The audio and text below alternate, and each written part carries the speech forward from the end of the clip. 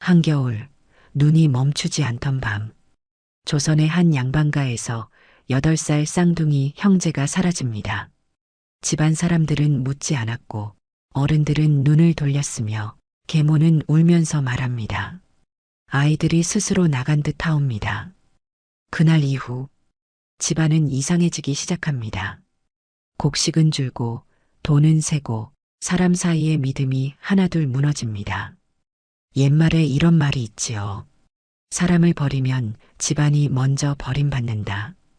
이 이야기는 복수보다 무서운 인과응보, 그리고 결국 정직한 사람만 남는 집안의 말로를 그린 이야기입니다. 계모가 버린 쌍둥이 형제. 그 이야기 지금 시작합니다. 안녕하세요. 사랑방 야담에 오신 여러분 반갑습니다. 항상 건강하세요. 영상 전 구독, 좋아요 눌러주시고 오늘 야담 시작하겠습니다. 옛날 옛적 조선 후기 어느 고을에 윤가라는 제법 이름난 집안이 있었습니다. 대대로 참봉을 지낸 양반 집안으로 고을 사람들은 윤가를 보며 고개를 숙였지요.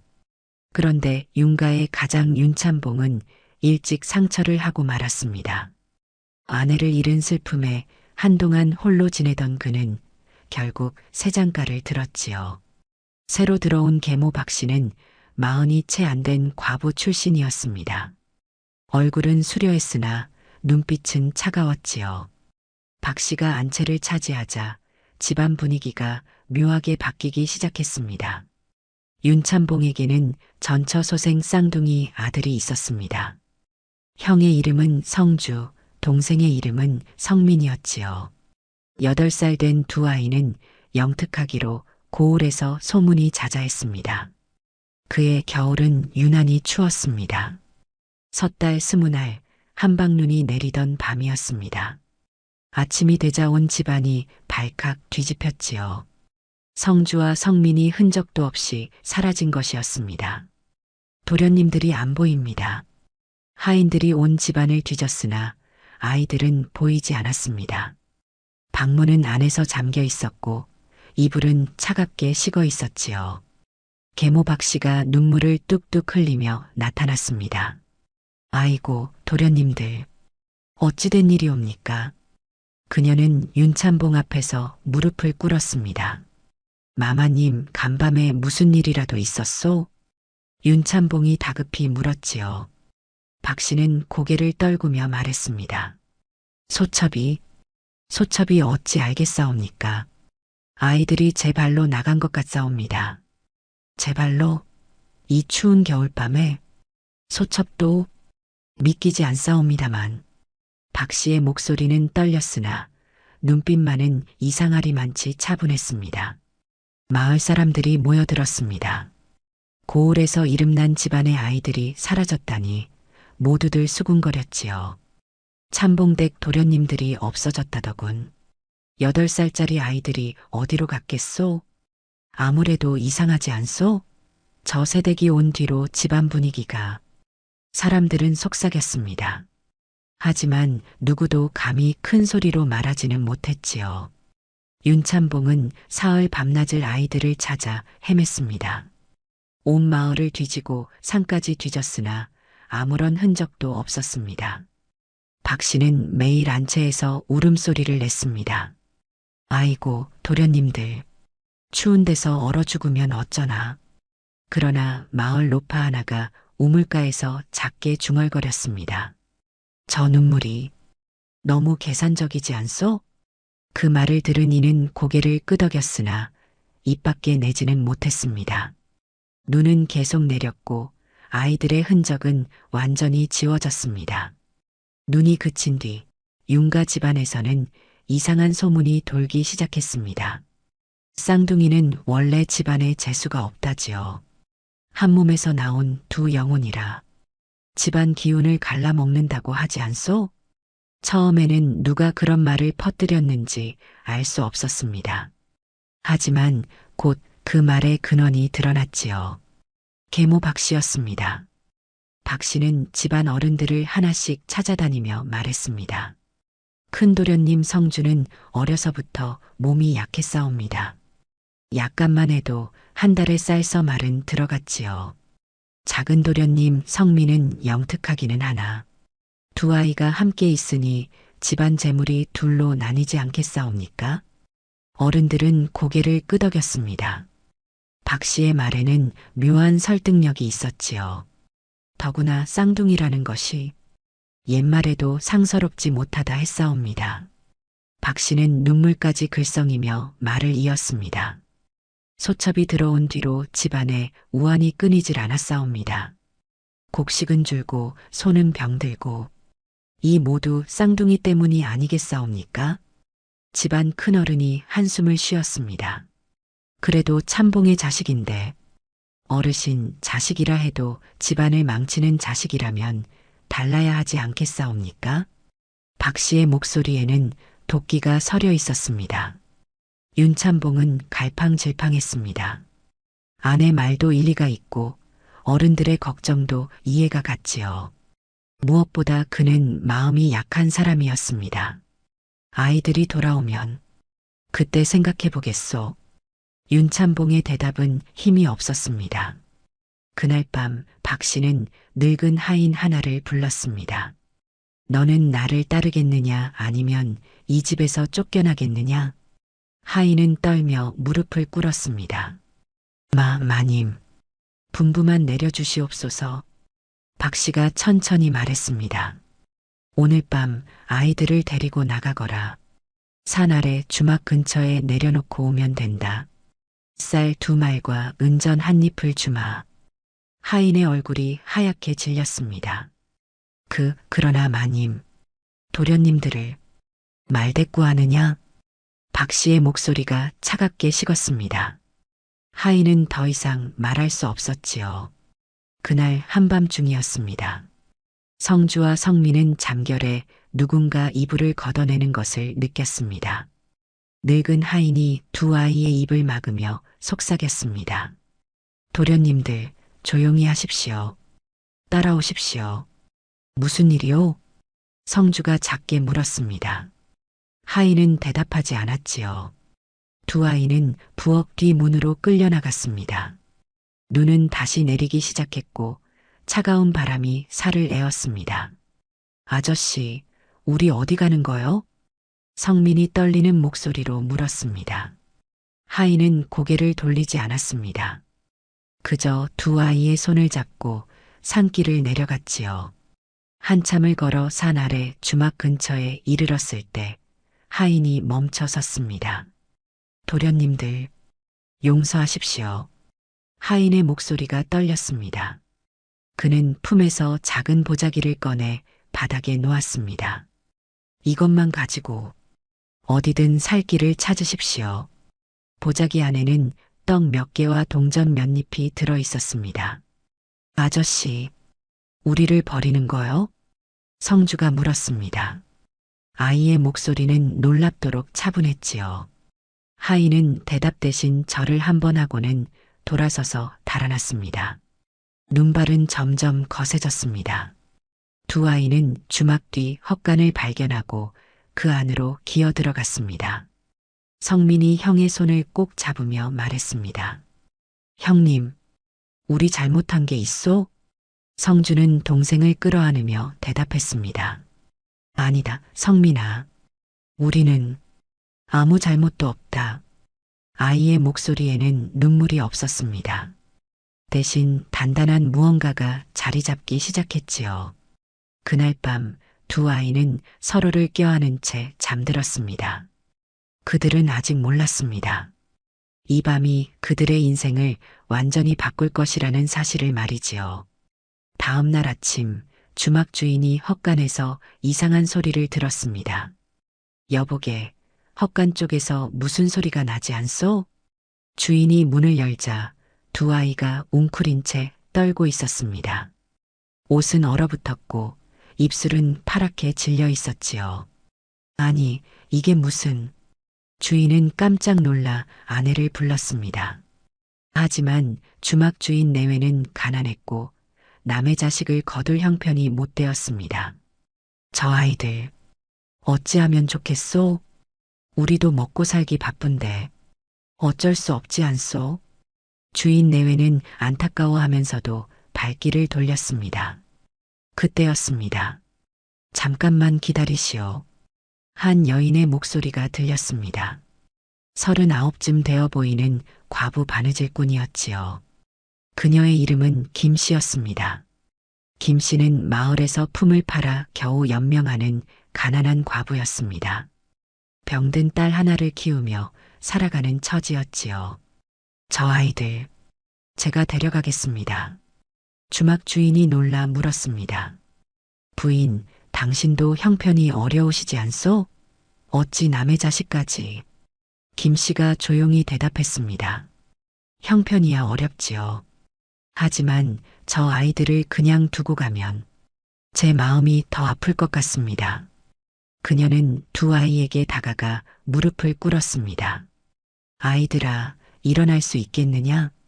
성주가 먼저 눈을 떴습니다. 형은 여인의 얼굴을 또렷하게 바라보았지요. 그리고는 동생을 깨웠습니다. 성민아, 일어나거라. 성민이 천천히 눈을 떴습니다. 동생은 여인의 눈빛을 보더니 작게 말했습니다.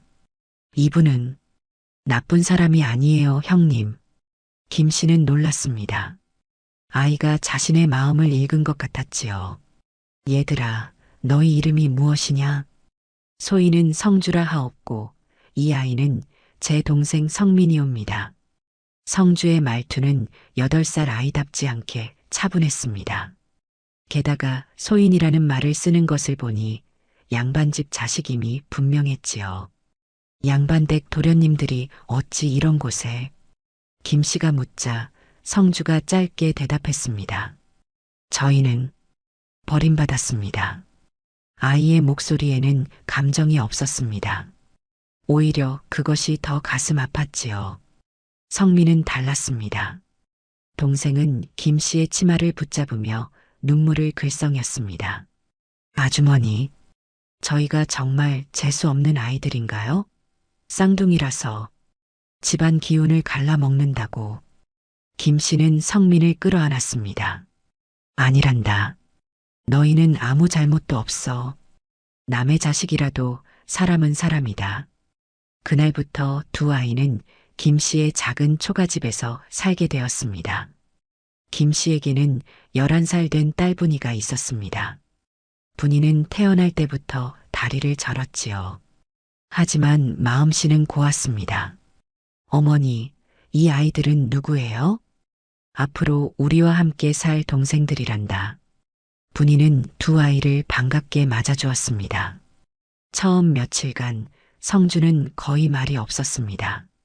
형은 구석에 앉아 무언가를 끊임없이 생각하더군요. 김씨가 걱정스럽게 물었습니다.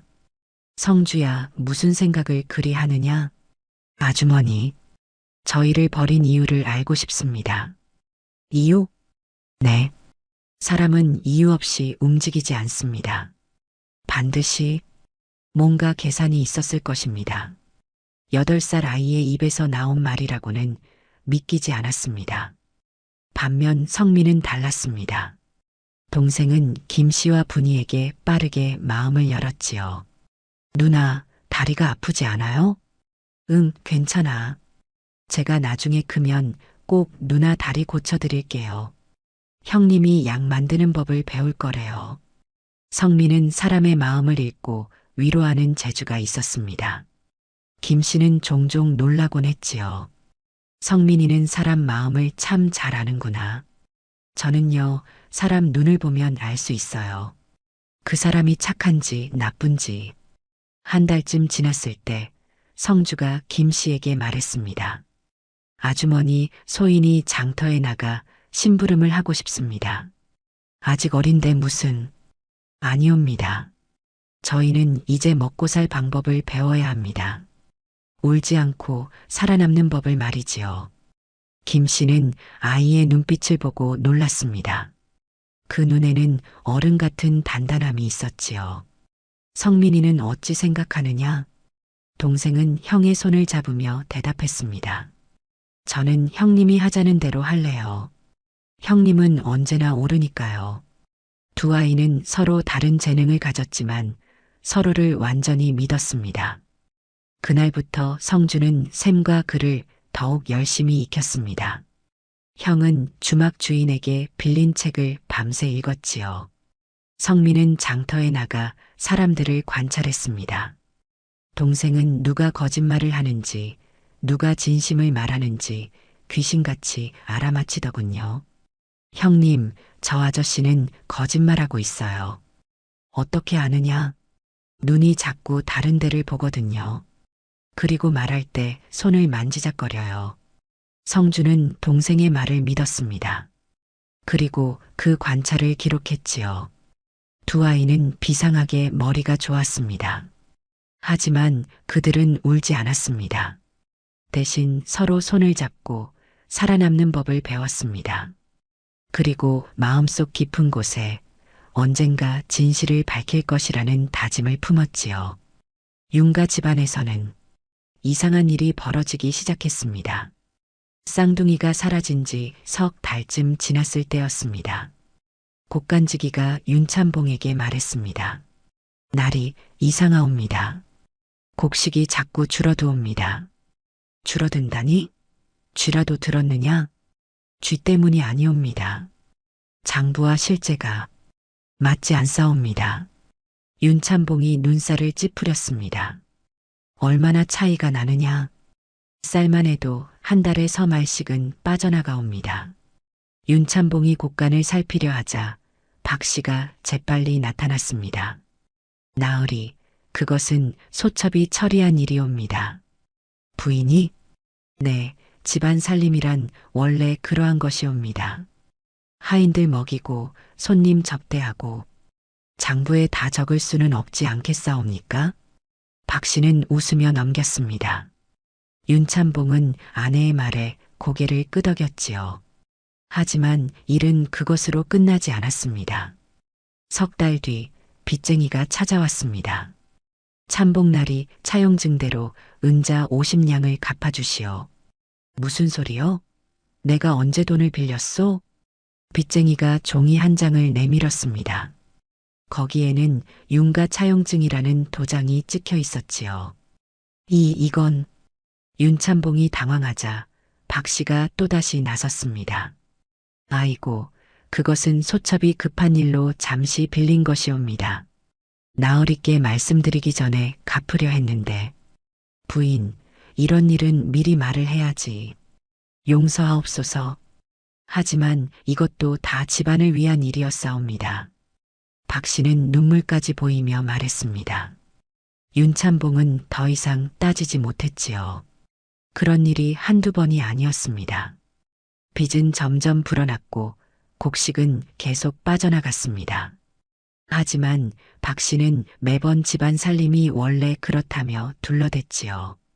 한편 장터에서 심부름을 하던 성주와 성민은 우연히 이상한 장면을 목격했습니다. 그날도 두 아이는 김 씨의 심부름으로 곡식을 사러 갔습니다. 성주는 값을 흥정하고 성민은 사람들의 얼굴을 살피더군요. 형님, 저기 좀 보세요. 성민이 한쪽을 가리켰습니다. 윤가 집안의 하인 하나가 곡식 장수와 은밀히 이야기를 나누고 있었습니다. 윤가 것이 맞소? 그렇소. 마님께서 내어주신 것이요. 성주의 눈빛이 날카로워졌습니다. 형은 동생의 손을 잡고 조용히 가까이 다가갔지요. 얼마나 돼오? 이번에는 쌀 10마리요. 은자 5냥에 넘기겠소. 가격이 터무니없이 싸지 않소? 그러게 말이요. 하지만 마님이 빨리 처리하라고 하시니. 두 사람의 대화를 듣던 성주는 재빨리 기억했습니다. 쌀 10마리면 보통 은자 10냥은 받아야 하는데 절반 가격에 넘기고 있었던 겁니다. 형님, 저 사람들 뭐 하는 거예요? 성민이 작게 속삭였습니다. 성주가 대답했습니다. 집안 곡식을 빼돌리고 있다. 그것도 계모의 지시로 말이다. 그럼 그 돈은 어디로 가는 거예요? 계모 주머니로 들어가겠지. 성주는 침착하게 상황을 판단했습니다. 며칠 뒤 두 아이는 또 다른 장면을 보았습니다. 이번에는 다른 하인이 차용증을 들고 돈을 받는 모습이었습니다. 윤가 도장이 찍혀 있으니 확실하지요? 그렇소. 이것으로 은자 30냥을 받겠소.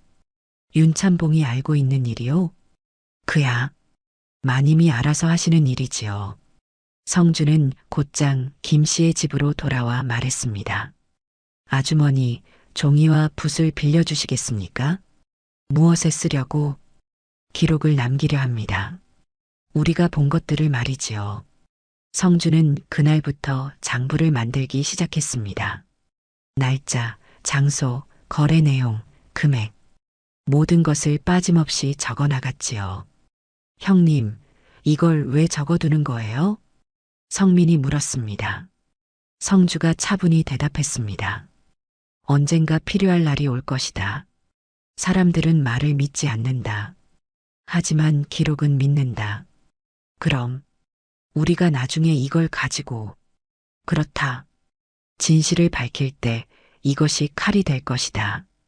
성민은 형의 말을 이해했습니다.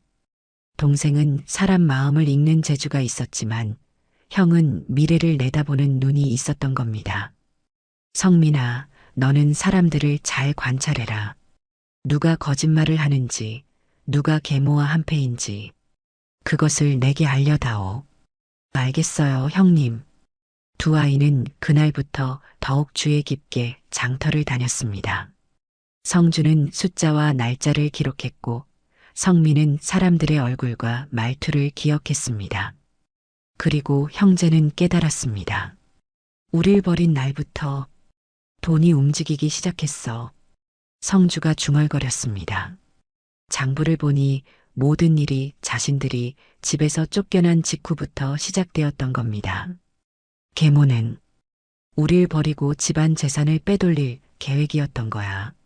성민이 분노했습니다. 형님, 우리 이제 어떻게 해요? 성주는 조용히 장부를 덮으며 말했습니다. 아직은 때가 아니다.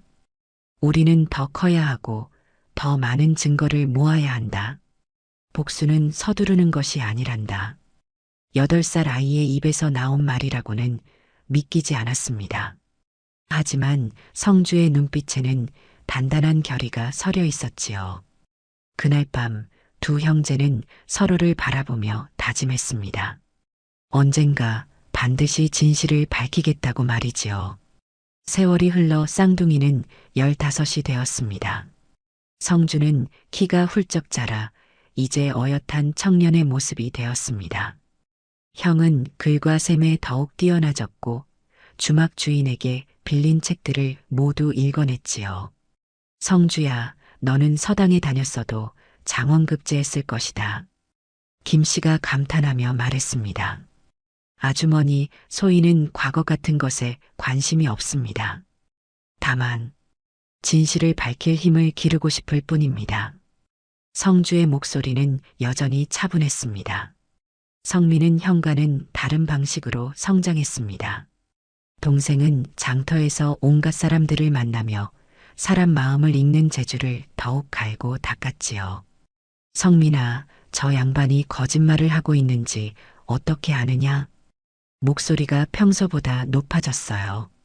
그리고 손을 계속 주머니에 넣었다 뺐다 하잖아요. 불안한 거예요. 성민의 관찰력은 이제 귀신 같은 수준이었습니다. 어느 날 두 형제는 장터에서 윤가의 머슴 하나를 우연히 만났습니다. 너희들 혹시 윤가 도련님들 아니냐?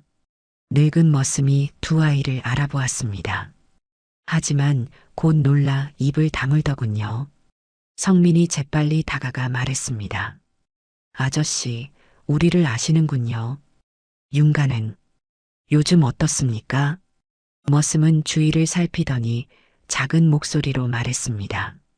도련님들, 참복나리께서는 아직도 당신들이 도망쳤다고 믿고 계십니다.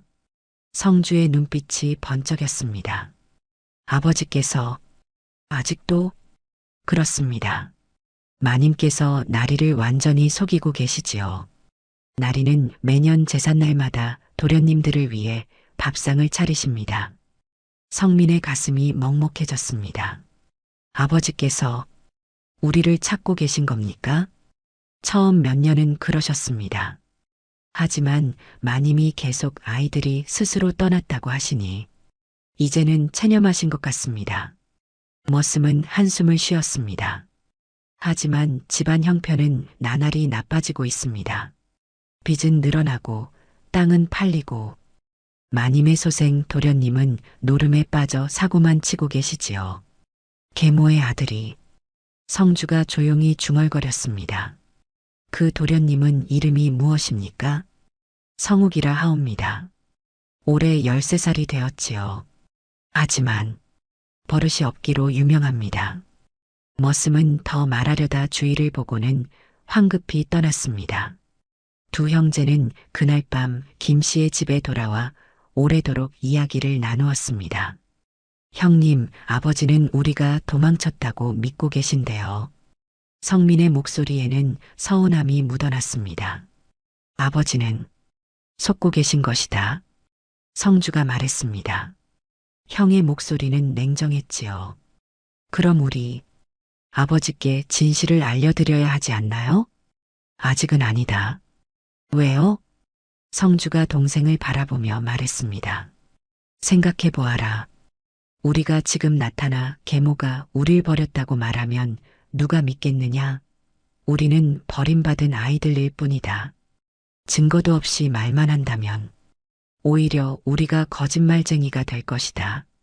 성민은 형의 말을 곱씹었습니다. 그리고 고개를 끄덕였지요. 그럼 증거를 더 모아야겠네요. 그렇다.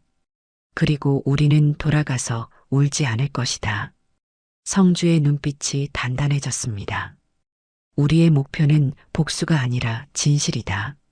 아버지가 눈을 뜨게 만들고 계모의 거짓을 세상에 드러내는 것이다. 그럼 어떻게 해야 하죠? 성주는 지난 7년간 모아온 장부를 꺼냈습니다. 이것만으로는 부족하다. 우리에게 필요한 것은 결정적인 증인이다. 그날 밤 우리를 끌고 나갔던 하인 말이다. 아, 그 할아버지요. 그렇다. 그가 진실을 증언한다면 모든 것이 달라질 것이다. 성민이 걱정스럽게 물었습니다. 하지만 그분이 증언해 주실까요? 계모가 무서워서. 그래서 우리는 그를 설득할 방법을 찾아야 한다. 성주는 차분히 계획을 세우기 시작했습니다. 사람은 두 가지로 움직인다. 두려움과 양심이다. 계모는 두려움으로 하인을 움직였다. 우리는 그의 양심을 일깨워야 한다. 형님은 정말 15살이 맞아요? 성민이 감탄하며 물었습니다. 성주가 씁쓸하게 웃었습니다. 우리는 7년 전에 이미 어른이 되어야 했다. 살아남기 위해서 말이다. 그날 밤 성주는 장부에 새로운 기록을 남겼습니다. 15살이 된 오늘, 우리는 돌아갈 준비를 시작한다. 복수가 아니라 진실을 위하여. 성민은 창밖을 바라보며 중얼거렸습니다. 아버지, 조금만 기다려주세요. 우리가 곧 진실을 가지고 돌아갈 테니까요. 달빛이 두 형제를 비추었습니다. 그들은 더 이상 버림받은 아이들이 아니었습니다. 진실을 밝힐 준비가 된 청년들이었지요. 7년간의 기다림이 이제 끝나가고 있었습니다. 그의 여름 윤가에 큰 사건이 터졌습니다. 계모 박 씨의 아들 성욱이 서당에서 심각한 사고를 쳤던 겁니다. 13살 된 성욱은 다른 양반집 자제와 다투다 그 아이를 크게 다치게 만들었지요. 윤참봉, 당신 아들이 우리 아이 팔을 부러뜨렸소. 상대 집안의 아버지가 윤가로 쳐들어왔습니다. 이게 무슨 말씀이요? 윤참봉이 황급히 나왔습니다. 박 씨는 안채에서 얼굴이 하얗게 질려 있었지요. 당장 관가에 고발하겠소. 당신네 아들은 버릇이 없기로 소문이 자자하지 않소? 소문은 금세 마을에 퍼졌습니다. 윤가 도련님이 또 사고를 쳤다더군. 이번이 처음이 아니지 않소? 지난번에도 남의 집 담을 넘어 물건을 훔쳤다더니 계모소생이라 그런지 버릇이 영 아니오시다. 박 씨는 발을 동동 구르며 윤참봉에게 매달렸습니다. 나으리, 제발 좀 막아주십시오. 관가에 고발되면 우리 성욱이가 부인, 이번 일은 심각하오. 상대 집안이 워낙 완고하니 은자 100냥을 드리겠다 하십시오. 아니, 200냥이라도. 윤참봉이 깜짝 놀라 물었습니다. 200냥이라니 우리 집안에 그런 돈이 어디 있소? 소첩이 알아서 구하겠습니다. 박 씨는 그날 밤 비밀리에 움직였습니다. 고리대 금업자를 불러 윤가의 땅 문서를 담보로 거금을 빌렸지요. 그리고 그 돈으로 상대 집안의 입을 막았습니다. 하지만 일은 그것으로 끝나지 않았습니다. 돈을 받은 상대 집안 아버지가 술에 취해 장터에서 떠들어댔던 겁니다. 윤가에서 200냥을 줬소. 그 돈으로 내 아들 팔을 샀다는 거지. 200냥이라니. 윤가가 그렇게 부자였소? 아니, 요즘 윤가는 빚이 많다던데. 그 돈이 어디서 났을까? 소문은 걷잡을 수 없이 퍼져나갔습니다. 그 소문을 들은 사람들 중에 성주와 성민도 있었습니다. 형님, 들으셨어요? 윤가에서 200냥이나 뿌렸대요. 성민이 급히 말했습니다. 성주는 침착하게 물었습니다. 그 돈의 출처를 아는 사람이 있느냐? 다들 수상쩍다고 하던데요. 윤가는 요즘 빚이 많다는데 갑자기 거금이 어디서 났냐고. 성주의 눈빛이 반짝였습니다. 이것이 바로 기회다. 무슨 기회요? 계모가 약점을 드러냈다. 그녀가 어떻게 그 돈을 마련했는지 우리가 추적해 볼 필요가 있다. 두 형제는 곧바로 움직이기 시작했습니다.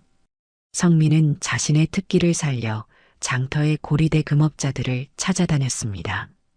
동생은 사람들과 이야기를 나누며 자연스럽게 정보를 캐냈지요. 아저씨, 요즘 큰돈 빌려간 사람 없어요? 큰돈? 얼마나 큰 돈 말이냐? 100냥 이상이요. 고리대 금업자가 주위를 살피더니 작게 말했습니다. 윤가 마님이 땅 문서를 담보로 200냥을 빌려갔지. 이자도 엄청난데 말이야. 땅 문서요? 참봉나리가 아시는 일인가요? 글쎄, 도장은 윤가 것이 맞던데 참봉이 아는지는 모르겠구나. 성민은 곧바로 형에게 이 사실을 알렸습니다. 형님, 계모가 아버지 몰래 땅 문서를 담보로 돈을 빌렸대요. 성주는 즉시 이것을 장부에 기록했습니다. 그리고 조용히 말했습니다. 이것은 단순한 빚이 아니다. 이것은 범죄다. 범죄요? 윤가의 재산은 아버지 것이다. 계모가 아버지 허락도 없이 땅 문서를 담보로 잡혔다면 이것은 횡령이나 다름없다. 성주는 계획을 세우기 시작했습니다. 우리에게 필요한 것은 세 가지다. 첫째, 계모가 빌린 돈의 증거. 둘째, 그 돈을 어디에 썼는지 증거. 셋째, 아버지가 이 사실을 모른다는 증거. 그걸 어떻게 구하죠?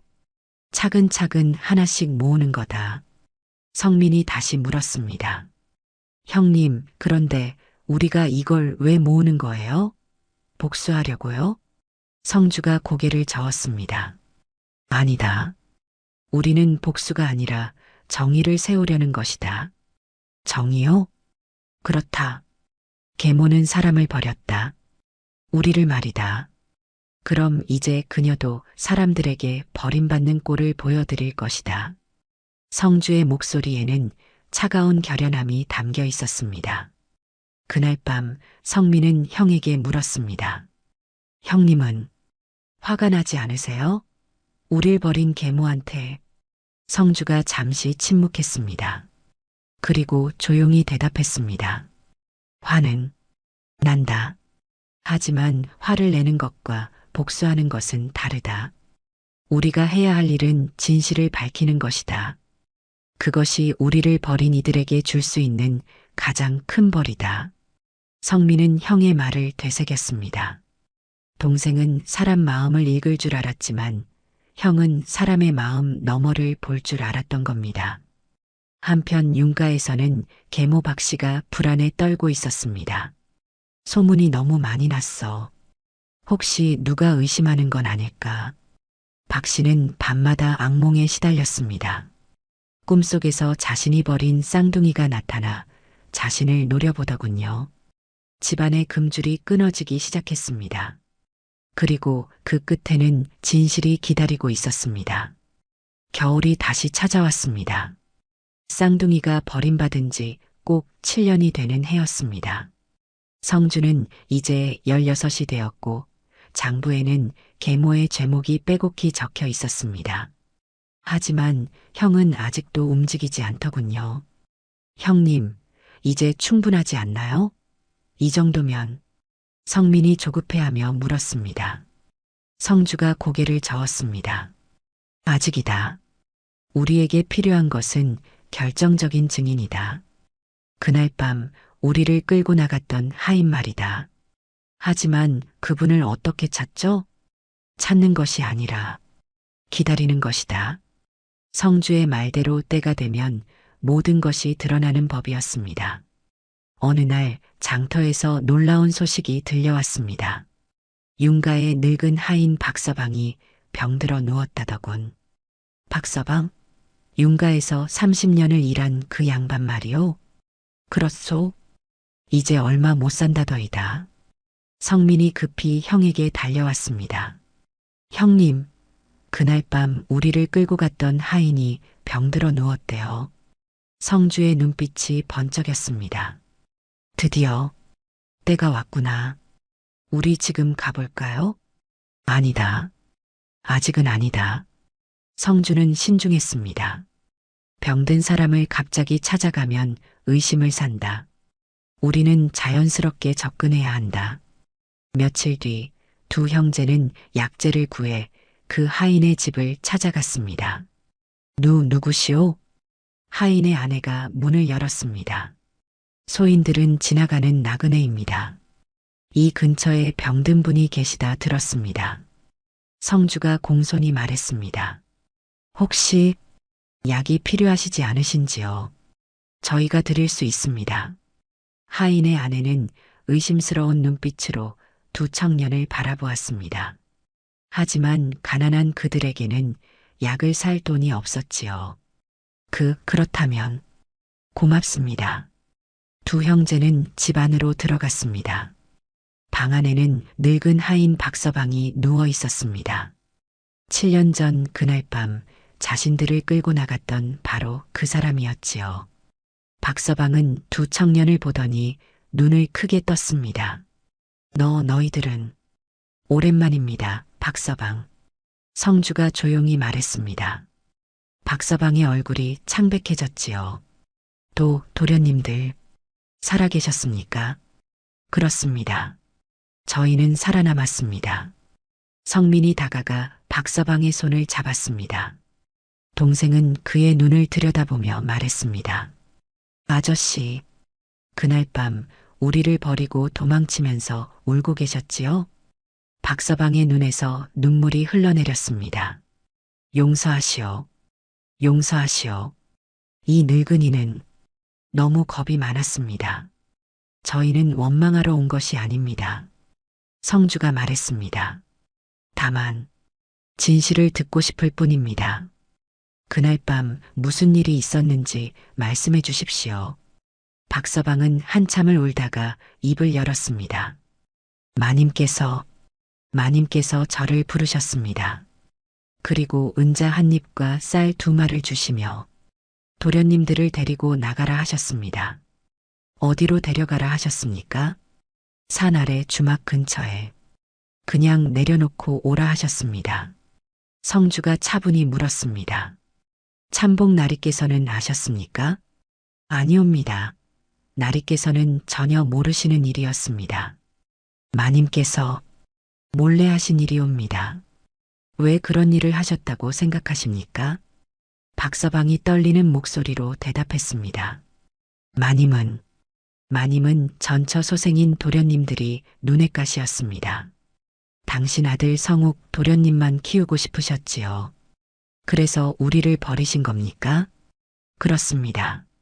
그리고 그 뒤로 마님은 집안 재산을 빼돌리기 시작하셨습니다.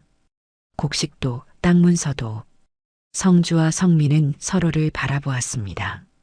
그들이 모은 증거가 모두 사실이었던 겁니다.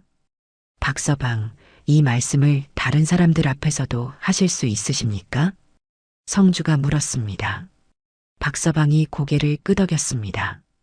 저는 이제 얼마 못 삽니다. 죽기 전에 이 죄를 씻고 싶습니다. 그럼 한 가지만 더 부탁드리겠습니다. 성주는 종이와 붓을 꺼냈습니다. 이 내용을 글로 남겨주십시오. 그리고 마을 어른들의 도장을 받겠습니다. 박서방은 떨리는 손으로 글을 적기 시작했습니다. 나 박철은 죽기 전에 고백하노라. 7년 전 섣달 20날 밤 윤가 마님 박씨의 명으로 어린 도련님 둘을 집에서 내보냈다. 마님은 나에게 은자 한 입과 쌀 2마를 주며 아이들을 산 아래에 버리라 하셨다. 참복나리께서는 이 사실을 전혀 모르셨다. 글을 다 쓴 박서방은 자신의 도장을 찍었습니다. 성주는 이 문서를 들고 마을의 훈장과 어른들을 찾아갔습니다. 이것이 사실이요? 훈장이 놀라며 물었습니다. 박서방께 직접 물어보십시오. 그분은 거짓말을 하실 분이 아닙니다. 마을 어른들이 박서방의 집을 찾아갔습니다. 박서방은 어른들 앞에서 다시 한번 모든 것을 고백했지요. 제가 잘못했습니다. 하지만 이것만은 사실입니다. 마님이 시켰습니다. 어른들은 숙연해졌습니다. 그리고 문서에 하나씩 도장을 찍더군요. 이제 이것이 증거가 되겠구나. 성주는 문서를 조심스럽게 간직했습니다. 성민이 형의 손을 잡으며 말했습니다. 형님, 이제 우리 돌아가도 되는 거죠? 성주가 고개를 끄덕였습니다. 그렇다. 이제 칼은 필요 없다. 문서가 칼이 될 것이다. 두 형제는 김 씨를 찾아가 말했습니다. 아주머니, 저희가 이제 가야 할 곳이 있습니다. 김 씨는 눈물을 글썽이며 두 청년을 안았습니다. 너희들 잘 자랐구나. 가거라. 그리고 떳떳하게 진실을 밝혀라. 아주머니, 은혜는 평생 잊지 않겠습니다. 너희가 잘 사는 것이 나에게는 가장 큰 보답이란다. 그날 밤 두 형제는 7년 만에 윤가로 향하는 길을 걸었습니다. 손에는 진실이 담긴 문서가 들려 있었습니다. 이제 복수가 아닌 정의가 시작될 것이었습니다. 윤가의 조상 제삿날이 다가왔습니다. 7년 전 쌍둥이가 사라진 그날도 바로 조상 제삿날을 며칠 앞둔 때였지요. 이번 제사에는 온 친족이 모인다더군. 그렇지. 윤가 큰댁 어른신이 오신다니 집안 대소사를 결정할 중요한 자리가 될 게야. 마을 사람들이 수군거렸습니다. 성주와 성민은 제삿날 아침 일찍 윤가 근처에 도착했습니다. 형님, 떨려요. 성민이 말했습니다. 동생의 손이 차갑게 식어 있었지요. 나도 그렇다. 하지만 우리는 준비되어 있다. 성주가 동생의 어깨를 다독였습니다. 기억해라.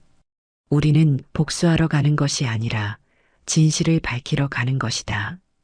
떳떳하게 행동하면 된다.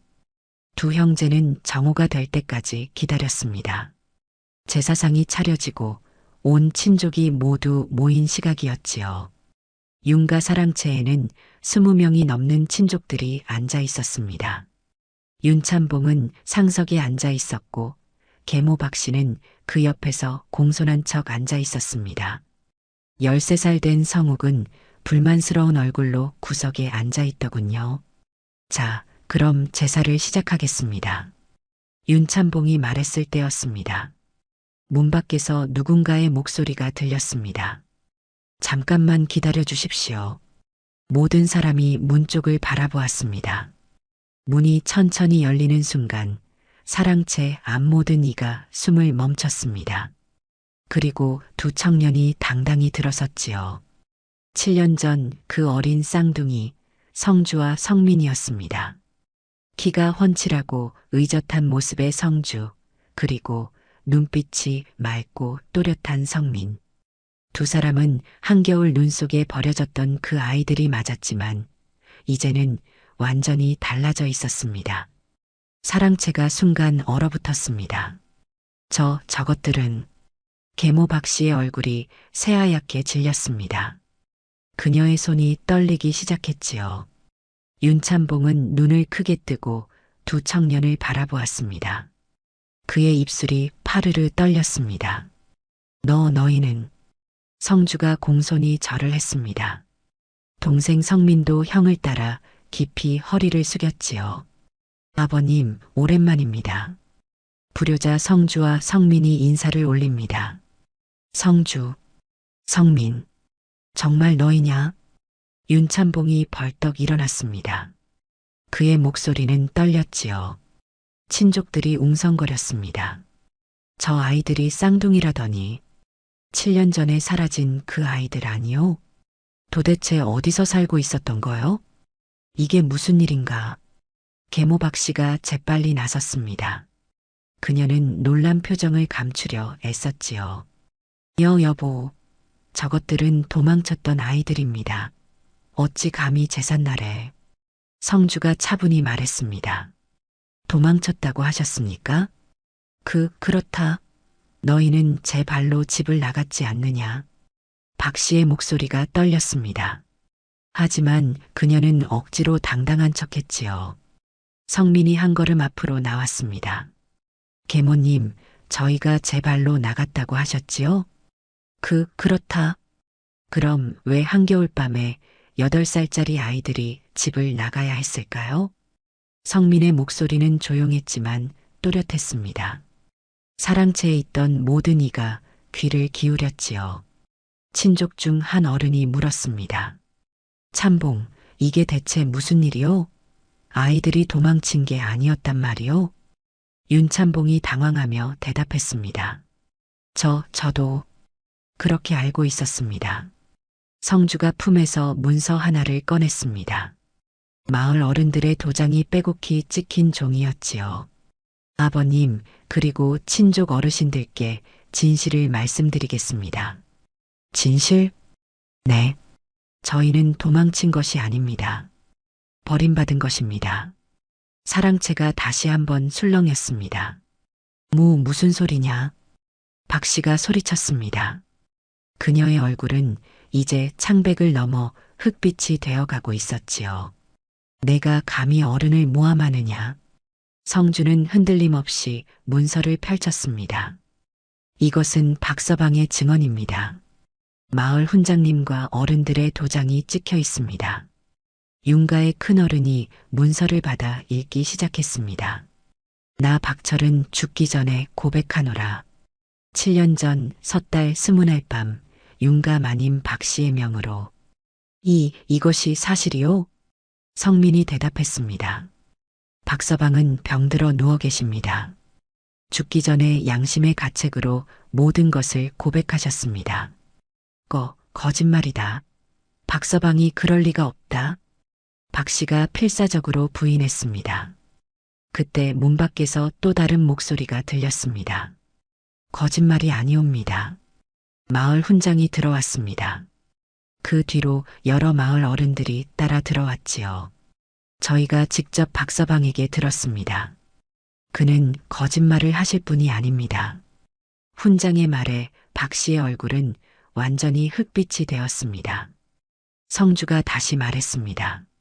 그날 밤 계모님께서는 박서방에게 은자 한 입과 쌀 2마를 주며 저희를 산 아래에 버리라 하셨습니다. 아니다. 아니야. 박 씨가 소리쳤습니다. 하지만 그녀의 목소리에는 더 이상 힘이 없었지요.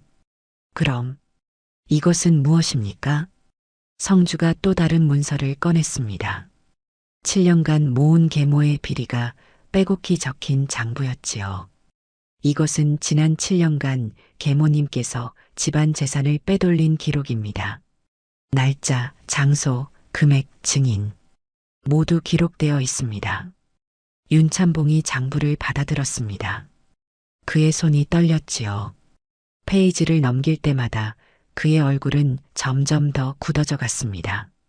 이것이 저희가 사라진 바로 그날부터 곡식이 빠져나가기 시작했습니다. 그리고 아버님 모르게 땅 문서를 담보로 거금을 빌리셨지요. 친족들이 웅성거렸습니다. 이게 사실이요, 찬봉? 나는 몰랐어. 나는 정말. 윤찬봉의 목소리가 떨렸습니다. 그의 눈에서 눈물이 흘러내리기 시작했지요. 박 씨가 무릎을 꿇었습니다. 나으리, 이것은 모함입니다. 저 아이들이 저를 모함하는 겁니다. 하지만 아무도 그녀의 말을 믿지 않았습니다. 성민이 마지막으로 말했습니다. 계모님, 저희는 복수하러 온 것이 아닙니다. 다만 진실을 밝히러 왔을 뿐입니다. 침묵이 흘렀습니다. 그리고 윤찬봉이 천천히 무릎을 꿇었습니다. 성주야, 성민아, 아비가 잘못했다. 그의 목소리에는 깊은 회한이 담겨 있었습니다. 제삿날에 돌아온 두 형제. 그들은 이제 더 이상 버림받은 아이들이 아니었습니다. 진실을 밝힌 정의로운 청년들이었지요. 사랑채의 침묵을 깬 것은 윤가의 큰어른이었습니다. 박 씨, 이 모든 것이 사실이요? 큰어른의 목소리는 차갑고 단호했습니다. 박 씨는 바들바들 떨며 변명을 늘어놓았습니다. 아니옵니다. 저 아이들이 거짓말이라고? 성주가 조용히 끼어들었습니다. 그럼 이것도 거짓말입니까? 형은 또 다른 문서를 꺼냈습니다. 고리대금업자의 차용증이었지요. 지난 여름 계모님께서는 아드님 성욱의 사고를 덮기 위해 200냥을 빌리셨습니다. 윤가의 남쪽 논을 담보로 말입니다. 뭐라고? 윤찬봉이 벌떡 일어났습니다. 그의 얼굴이 붉게 달아올랐지요. 남쪽 논을 담보로? 내가 언제 그런 허락을? 아버님께서는 모르셨습니다. 계모님께서 아버님의 도장을 몰래 사용하셨으니까요. 친족들의 웅성거림이 커졌습니다. 도장을 몰래 사용했다고? 이것은 횡령이 아니오. 집안 재산을 제 멋대로. 이런 여자를 안채해 두었다니. 성민이 말을 이었습니다. 그뿐만이 아닙니다. 지난 7년간 계모님께서는 장터 상인들에게 뒷돈을 주며 집안 곡식을 헐값에 넘기셨습니다. 증거가 있느냐? 큰어른이 물었습니다. 여기 장터 곡식 장수 김서방의 증언이 있습니다. 성주가 또 다른 문서를 내밀었습니다. 그러자 문 밖에서 준비된 증인들이 하나둘씩 사랑채로 들어오기 시작했지요. 소인이 증언하겠습니다. 마님께서 매달 쌀 10말씩을 헐값에 넘기라 하셨습니다. 소인도 증언하겠습니다. 마님께서 윤가의 곡식을 빼돌리라 시키셨습니다. 소인은 차용증을 위조하라는 지시를 받았습니다. 증인들의 말이 이어지자 박 씨의 얼굴은 완전히 흑빛이 되었습니다. 그녀는 이리저리 고개를 돌리며 도망칠 구멍을 찾는 듯 했지요. 이것들이 다 짜고 치는 고스톱이다. 저 아이들이 돈을 주고 시킨 거다. 박 씨가 악을 썼습니다. 성주가 차분히 대답했습니다. 저희가 무슨 돈으로 증인들을 매수하겠습니까? 저희는 지난 7년간 주막 근처에서 품팔이하며 겨우 연명해 왔습니다. 그렇다면 너희는 어떻게 살았느냐? 8살짜리가 어떻게? 과부 김씨라는 분이 저희를 거두어 주셨습니다. 성민의 목소리가 떨렸습니다. 동생의 눈에는 감사의 눈물이 맺혀 있었지요. 아무것도 없는 가난한 분이었지만 저희를 사람으로 대해주셨습니다. 계모님께서는 저희를 버리셨지만 세상에는 더 따뜻한 사람이 있었습니다. 그 말에 사랑채가 숙연해졌습니다. 윤참봉이 두 손으로 얼굴을 가렸습니다. 내가 무슨 짓을 한 거냐? 큰어른이 박 씨를 향해 냉정하게 말했습니다. 박 씨, 더 이상 변명은 듣지 않겠소. 증거와 증인이 모두 있는데 무슨 말이 더 필요하오? 저는 박 씨의 목소리가 떨렸습니다. 집안의 자식을 버린 죄, 가장 몰래 재산을 빼돌린 죄, 도장을 위조한 죄. 이 모든 것이 용서받을 수 없는 일이요. 친족들이 하나둘 고개를 끄덕이기 시작했습니다. 맞소. 이것은 용서할 수 없는 일이요. 집안의 체면이 땅에 떨어졌소. 어린 자식들을 한겨울밤에 내다버리다니. 짐승만도 못한 짓이요. 저런 여자를 안채에 두었다니. 여론이 완전히 뒤집혔습니다. 박 씨를 동정하는 목소리는 단 하나도 없었지요. 박 씨는 마지막으로 자신의 아들 성욱을 끌어안으며 울부짖었습니다. 내 아들을 위해서였소. 전처 소생들이 있으면 내 아들이 설 자리가 없지 않소. 그래서 어린 자식들을 추운 겨울밤에 내다버렸단 말이오. 큰어른의 목소리가 차가웠습니다. 당신은 사람이 아니오. 짐승도 제 새끼는 버리지 않는데 남의 어린 자식을 그렇게, 그것도 8살짜리 아이들을, 그리고 7년 동안 집안 재산을 빼돌리다니. 박 씨가 무너져 내렸습니다. 그녀는 바닥에 주저앉아 오열했지요. 윤참봉이 천천히 두 아들에게 다가왔습니다.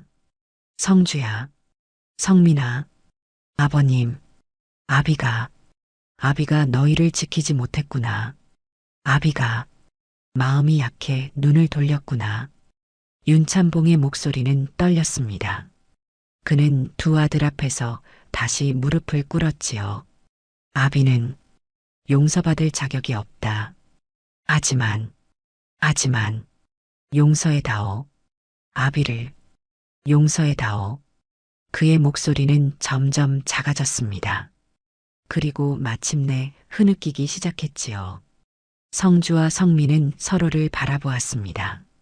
두 사람의 눈빛에는 복잡한 감정이 담겨 있었습니다. 성주가 먼저 아버지에게 다가가 부축했습니다. 아버님, 일어나십시오. 성주야, 저희는 아버님을 원망하지 않습니다. 아버님도 속으신 것입니다. 성민도 다가와 아버지의 손을 잡았습니다. 아버님, 저희가 돌아온 것은 복수하려는 것이 아니었습니다. 다만 진실을 밝히고 싶었을 뿐입니다. 윤참봉이 두 아들을 끌어안고 울었습니다. 고맙다. 너희가 이렇게 자라줘서 고맙다. 큰어른이 엄숙하게 선언했습니다. 박 씨는 오늘로 이 집에서 쫓겨날 것이요. 집안의 재산은 모두 회수하고 빚은 남은 재산으로 갚을 것이요. 그리고 성욱 도련님은, 친족 중 한 사람이 말했습니다. 성욱은 아직 어리니 교육할 기회를 주어야 하지 않겠소. 하지만 어머니와는 떨어져 지내야 할 것이요. 박 씨가 마지막으로 소리쳤습니다. 이럴 수가. 내 아들을. 하지만 아무도 그녀의 말을 듣지 않았습니다. 친족들은 이미 등을 돌렸지요. 그날 저녁 박 씨는 작은 보따리 하나만 들고 윤가를 떠났습니다. 마을 사람들이 지켜보는 가운데 그녀는 고개를 숙인 채 걸어갔지요. 한때 안채를 차지했던 그 당당한 모습은 어디에도 없었습니다. 저것 봐라. 남의 자식을 버린 대가가 저런 거야. 인과응보로구나. 가장 무서운 벌은 매가 아니라 사람들 사이에서 이름이 지워지는 벌이지. 저렇게 쫓겨나는 것보다 더한 치욕이 어디 있겠소. 마을 사람들의 수군거림 속에서 박 씨의 뒷모습이 저녁 어스름 속으로 사라졌습니다. 가문은 무너졌지만 진실은 밝혀졌습니다. 그리고 그것이 가장 시원한 복수였습니다. 박 씨가 떠난 자리에는 차가운 바람만 불었습니다. 하지만 윤가의 사랑채에는 따뜻한 온기가 돌기 시작했지요. 정의가 승리한 날이었습니다. 박 씨가 떠난 뒤 윤가는 조용해졌습니다. 하지만 그 조용함은 텅 빈 고요함이 아니라 새로운 시작을 준비하는 침묵이었지요. 윤참봉이 두 아들을 불렀습니다. 성주야, 성민아. 아비가 할 말이 있다. 말씀하십시오, 아버님. 윤참봉은 한참을 침묵하다 입을 열었습니다. 너희는 원망하지 않느냐? 아비를. 성주가 차분히 대답했습니다. 원망하지 않는다면 거짓말이겠지요. 하지만 아버님, 저희는 이미 깨달았습니다. 무엇을? 사람은 완벽하지 않다는 것을 말입니다. 아버님도 저희도 모두 약한 사람일 뿐입니다. 성민이 말을 이었습니다. 아버님께서 마음이 약하셨던 것처럼 저희도 처음에는 두렵고 원망스러웠습니다. 하지만 김씨 아주머니를 만나면서 배웠어요. 용서하는 법을요. 윤참봉의 눈에 눈물이 맺혔습니다. 너희가 이렇게 자라줘서 고맙구나. 성주가 아버지에게 제안했습니다. 아버님, 소인이 한 가지 청이 있습니다. 무엇이든 말해보거라. 김씨 아주머니를 이 집으로 모셔오고 싶습니다. 윤참봉이 즉시 고개를 끄덕였습니다. 당연한 일이다. 너희를 살려준 은인이시니 당장 가마를 보내겠다. 그리고 아주머니의 딸분이도 함께요. 분이는 다리가 불편하지만 마음씨가 고운 아이입니다. 그것도 좋다. 우리 집안이 은혜를 갚아야지. 다음 날 김씨와 분이가 윤가에 도착했습니다. 김씨는 큰 집을 보고 주눅이 들었지만 윤참봉이 직접 나와 맞이했습니다. 은인께서 오셨습니다. 저를 받아주십시오.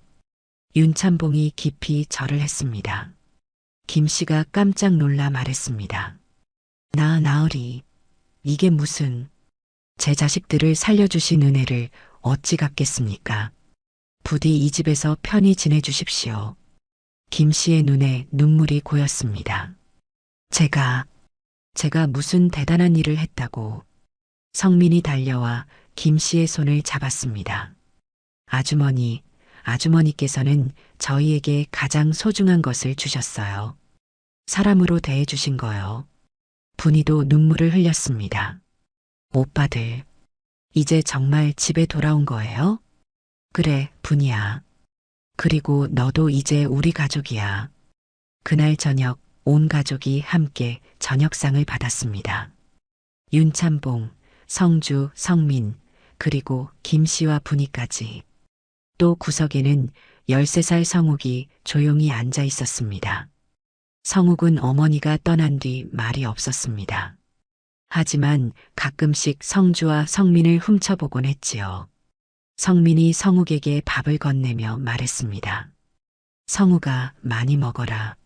성욱이 놀라 형들을 바라보았습니다. 형님들, 너는 잘못이 없다. 성주가 조용히 말했습니다. 내가 태어난 것은 내 잘못이 아니다. 그리고 내 어머니가 한 일도 내 책임이 아니다. 하지만 어머니가 형님들을, 우리는 너를 미워하지 않는다. 다만 내가 올바르게 자라기를 바랄 뿐이다. 성욱의 눈에 눈물이 맺혔습니다. 형님들, 고맙습니다. 저도 형님들처럼 되고 싶습니다. 그날 밤 성주는 윤가의 곡간을 정리하기 시작했습니다. 7년간 빼돌려진 곡식과 돈의 기록을 하나씩 확인했지요. 빚이 많이 남았구나. 성주가 한숨을 쉬었습니다. 형님, 어떻게 할 거예요? 성민이 물었습니다. 하나씩 갚아 나가야지. 다행히 농사 지을 땅은 아직 남아있다. 그리고 우리가 일을 하면 된다. 우리가요? 그렇다. 이제 우리는 이 집안의 기둥이 되어야 한다. 성주의 눈빛에는 결연함이 담겨 있었습니다. 그날부터 두 형제는 집안 살림을 일으켜 세우기 시작했습니다. 성주는 장부를 정리하고 빚을 갚을 계획을 세웠습니다. 동생 성민은 장터에 나가 사람들을 만나며 신뢰를 쌓았지요. 윤가 도련님들이 참 의젓하더군. 버림받고도 저렇게 떳떳하게 살다니. 정말 대단한 아이들이야. 아버지를 용서하는 마음씨가 보통이 아니더군. 마을 사람들의 평판도 서서히 바뀌어 갔습니다. 1년이 지났습니다. 윤가는 조금씩 살림이 나아지기 시작했습니다. 빚의 절반을 갚았고 집안 분위기도 밝아졌지요. 성욱도 달라졌습니다. 형들을 보며 배우기 시작한 성욱은 이제 서당에서 모범생으로 소문이 났습니다. 어느 봄날 성주가 아버지에게 말했습니다. 아버님, 저희는 집을 얻으러 온 게 아니었습니다. 그럼 사람을 되찾으러 왔습니다. 아버님과 저희 자신을 말입니다. 윤참봉이 아들의 손을 꼭 잡았습니다. 성주야, 내가 진정한 이 집안의 기둥이구나. 성민이 김 씨의 손을 잡으며 말했습니다. 아주머니께서 저희를 살려주셨어요. 그러니 아주머니도 우리 가족입니다. 김 씨가 눈물을 닦으며 미소 지었습니다. 너희들 정말 잘 자랐구나. 그날 저녁 온 가족이 마당에 둘러앉아 있었습니다. 달빛이 밝게 비추는 밤이었지요. 성주가 하늘을 바라보며 조용히 말했습니다. 집안은 재물이 아니라 사람이 무너뜨리고 사람이 다시 세운다. 그 말에 모두가 고개를 끄덕였습니다. 윤가는 한때 무너졌지만 이제 다시 일어섰습니다. 재물이 아니라 사람으로, 거짓이 아니라 진실로 세워진 집안이었습니다. 그리고 그 중심에는 버림받았지만 굴하지 않았던 두 형제가 있었습니다. 성주와 성민. 그들은 복수 대신 정의를 택했고 원망 대신 용서를 택했습니다. 그것이 진정한 승리였습니다. 달빛은 윤가의 기와를 밝게 비추었고 봄바람은 따뜻하게 불어왔습니다. 새로운 시작이었습니다. 옛말에 백절불굴이라는 말이 있습니다. 어떠한 난관에도 굽히지 않고 이겨나간다는 뜻이지요. 또한 진실은 언젠가 드러나기 마련이고 선한 마음은 결국 보답받는다는 가르침도 있습니다. 윤가의 쌍둥이 형제는 버림받는 고통 속에서도 올바른 길을 걸었습니다. 복수가 아닌 진실을, 원망이 아닌 용서를 택했던 것이지요. 그리고 그들의 선택은 무너진 집안을 다시 일으켜 세웠습니다. 다음 영상을 빠르게 만나보시려면 좋아요와 구독을 눌러주세요. 그럼 더 재미있는 영상으로 찾아뵙겠습니다. 모두 행복한 하루 보내세요. 한겨울, 눈보라가 멈추지 않던 날, 산골 과부 약초꾼 옥녀는 살기 위해 산으로 들어갑니다. 그런데 바위 아래 동굴에서 사람이 죽어가는 숨소리가 들립니다. 다가가 보니 누더기를 뒤집어 쓴 정체 모를 노파한 사람, 그리고 그 주변에는 누군가 일부러 숨기려 한 흔적이 남아 있었습니다. 여기서 옥녀는 선택해야 했습니다. 지나치면 산다. 하지만 업고 내려가면 자신도 죽을 수 있다. 그런데 노파의 손을 잡는 순간 옥녀는 알 수 없는 위화감을 느낍니다. 이 손 너무 이상했습니다. 그리고 며칠 뒤 이 노파를 찾는 사람들이 나타납니다. 그 여인을 내놓으시오. 과연 옥년이 그날 동굴에서 구한 사람은 누구였을까요? 그리고 그 선택은 옥년의 인생을 어디로 데려가게 될까요? 그 이야기 지금 들려드리겠습니다. 안녕하세요. 사랑방 야담에 오신 여러분 반갑습니다. 항상 건강하세요. 영상 전 구독, 좋아요 눌러주시고 오늘 야담 시작하겠습니다. 옛날 옛적 조선 후기 어느 산골 마을에 옥년이라는 과부가 살고 있었습니다. 남편을 일찍 여의고 자식도 없던 옥년은 하루하루를 약초를 캐서 근근히 살아가고 있었지요. 마을 사람들은 그녀를 불쌍히 여기면서도 한편으로는 경계했습니다. 젊은 나이에 홀로 된 여인이라는 것만으로도 온갖 소문의 대상이 되기 십상이었던 터였습니다. 그의 겨울은 유난히도 추웠습니다. 하늘에서 쏟아지는 눈은 사흘째 그칠 줄을 몰랐고 산과 들은 온통 하얗게 뒤덮여 있었지요. 이런 날씨에는 마을 사람들 모두 집안에 웅크리고 있는 것이 당연했습니다. 하지만 옥년에게는 그럴 여유가 없었습니다. 남아있는 곡식이라곤 좁쌀 한 대도 채 안 되었고 땔감마저 바닥을 드러내고 있었던 것이지요. 무엇보다 마을 한의원에서 급히 구해달라고 부탁한 당귀와 청궁을 캐지 못하면 당장 내일 끼니조차 걱정해야 할 판이었습니다. 이러다 얼어 죽겠구나. 옥년은 남편이 남긴 누더기 두루마기를 껴입고 약초 바구니를 등에 졌습니다. 손에는 작은 호미와 삽을 들었지요. 발에 신은 미투리는 여기저기 해져서 눈이 스며들었지만 달리 신을 신발이 없었던 터였습니다. 마을을 벗어나 산으로 접어들자 눈보라는 더욱 거세졌습니다. 바람은 옥년의 뺨을 매섭게 핥히었고 눈은 속눈썹과 머리카락에 하얗게 얼어붙었지요. 손발은 이미 감각이 없었지만 옥년은 멈추지 않았습니다. 멈추는 순간 죽는다는 것을 알고 있었던 터였습니다. 한 시즌쯤 산을 오르자 익숙한 바위 틈이 보였습니다. 여름철이면 그곳에 귀한 약초들이 자라곤 했지요. 옥년은 눈을 헤치며 바위 주변을 살폈습니다. 다행히 눈 아래 얼어붙은 당귀뿌리가 몇 폭이 보이는 것이었습니다.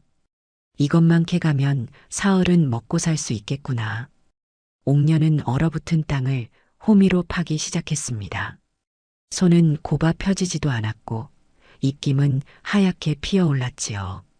그렇게 한참을 애쓴 끝에 겨우 약초 서너 뿌리를 캐낼 수 있었습니다. 바구니에 약초를 담으려던 그때였습니다. 어디선가 희미한 신음소리가 들려왔습니다. 처음에는 바람 소리려니 했지만 귀를 기울이자 분명 사람의 숨결이었지요. 옥년은 깜짝 놀라 주위를 살폈습니다. 누구십니까? 대답은 없었습니다. 하지만 신음소리는 계속 들려왔고 그 소리는 바위 아래쪽에서 나는 듯 했습니다. 옥년은 조심스럽게 바위를 돌아 내려갔습니다. 눈은 허벅지까지 빠질 만큼 깊이 쌓여 있었고 한 걸음 내디딜 때마다 몸이 휘청거렸지요. 그렇게 몇 걸음 내려가자 작은 동굴 입구가 보였습니다. 그리고 그 안에는 믿기 힘든 광경이 펼쳐져 있었습니다. 동굴 안에는 한 노파가 쓰러져 있었습니다. 옥년은 숨이 멎을 듯 놀라 입을 막았습니다. 노파의 옷은 누더기가 되어 있었고 얼굴과 손발은 파랗게 질려 있었지요. 숨은 가늘게 이어지고 있었지만 언제 끊어져도 이상하지 않을 만큼 미약했습니다. 할머니, 할머니.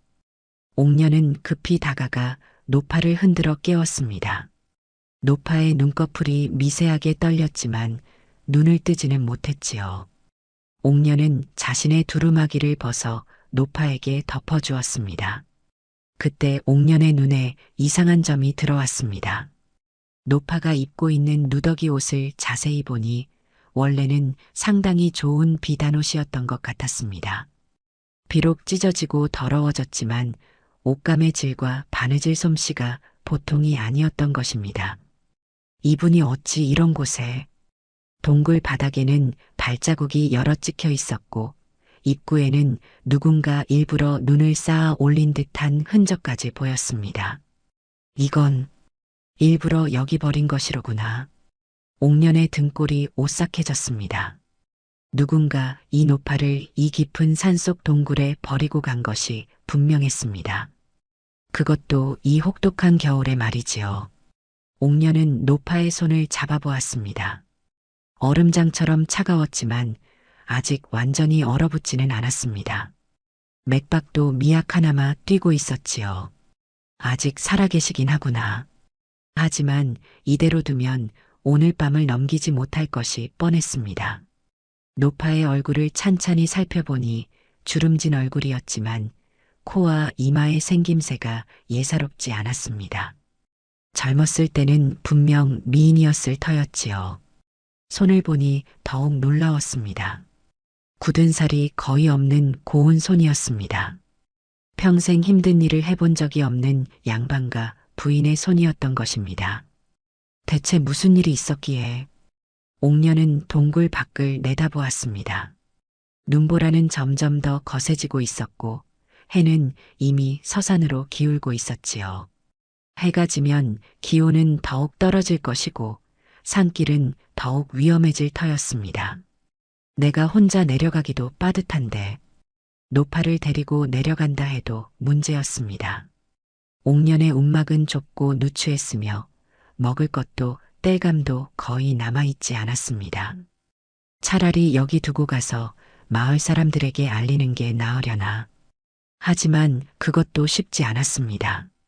이 눈보라 속에서 마을 사람들이 과연 이 깊은 산속까지 노파를 구하러 올까요? 옥년의 머릿속이 복잡해졌습니다. 어떤 선택을 하든 쉽지 않은 상황이었던 것입니다. 바로 그때였습니다. 물. 노파가 희미하게 중얼거렸습니다. 눈은 뜨지 못했지만 입술이 파르르 떨리고 있었지요. 옥녀는 황급히 품속에서 물병을 꺼내 노파의 입에 대주었습니다. 노파는 간신히 물 몇 모금을 삼켰습니다. 그리고는 다시 의식을 잃었지요. 옥녀는 그 모습을 보며 깊은 한숨을 내쉬었습니다. 옥녀는 동굴 입구에 주저앉아 깊은 고민에 빠졌습니다. 노파를 그대로 두고 가면 자신은 살 수 있을 것입니다. 혼자라면 이 눈보라 속에서도 어떻게든 산을 내려갈 수 있었지요. 하지만 노파는 틀림없이 죽을 터였습니다. 아무리 늦어도 오늘 밤 안에 말입니다. 반대로 노파를 업고 내려간다면 어떻게 될까요? 무거운 짐을 진 채 이 험한 산길을 눈보라를 뚫고 내려가는 것은 거의 불가능에 가까웠습니다. 자칫하면 둘 다 눈길에서 얼어 죽을 수도 있었던 것이지요. 내가 왜 이런 고민을 해야 하는 거지? 옥녀는 쓴웃음을 지었습니다. 자기 한 몸 건사하기도 빠듯한 처지에 남의 목숨까지 걱정하고 있다니 우스운 일이었습니다. 그때 문득 옛 기억이 떠올랐습니다. 10년 전 남편이 산에서 나무를 하다 바위에 깔렸던 날 말입니다. 옥녀는 남편을 업고 마을로 내려와 이 집 저 집 문을 두드렸지만 아무도 문을 열어주지 않았지요. 결국 남편은 제때 치료를 받지 못하고 사흘 만에 숨을 거두었습니다. 그날 밤 옥녀는 맹세했었습니다. 내가 만약 다른 사람이 도움을 청하거든 절대 외면하지 않겠다고 말입니다. 그 맹세를 지금 깨야 할까요? 옥녀는 노파를 바라보았습니다. 노파의 얼굴은 점점 더 파래지고 있었고 입술은 새파랗게 질려 있었습니다. 숨소리조차 거의 들리지 않을 정도로 약해져 있었지요. 나도 한때는 버려진 사람이었으니까. 옥녀는 천천히 일어났습니다. 그리고 노파에게 다가가 등을 돌렸습니다. 할머니, 제가 업겠습니다. 힘드시겠지만 조금만 참으세요. 옥녀는 노파를 등에 업었습니다. 노파는 뼈만 앙상하게 남아 생각보다 가벼웠지만 그래도 옥년의 가냘픈 몸에는 상당한 무게였지요. 약초 바구니는 동굴 안에 두고 갈 수밖에 없었습니다. 그 바구니 속 약초가 사흘치 양식이 될 수 있었지만 옥년은 미련 없이 포기했습니다. 자, 그럼 이제 내려가 봅시다. 옥년은 한 걸음 한 걸음 조심스럽게 눈길을 내려가기 시작했습니다.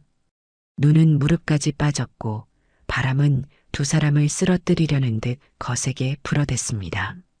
몇 걸음 가지 않아 옥년의 다리가 후들거리기 시작했습니다. 이미 하루 종일 산을 헤맨 데다 제대로 먹지도 못한 탓에 기력이 바닥난 상태였던 것입니다. 조금만 더. 옥년은 이를 악물고 걸었습니다. 넘어지면 안 된다는 생각뿐이었지요. 한번 넘어지면 다시 일어설 힘이 없을 것만 같았습니다. 그렇게 한 시즌쯤 걸었을까요?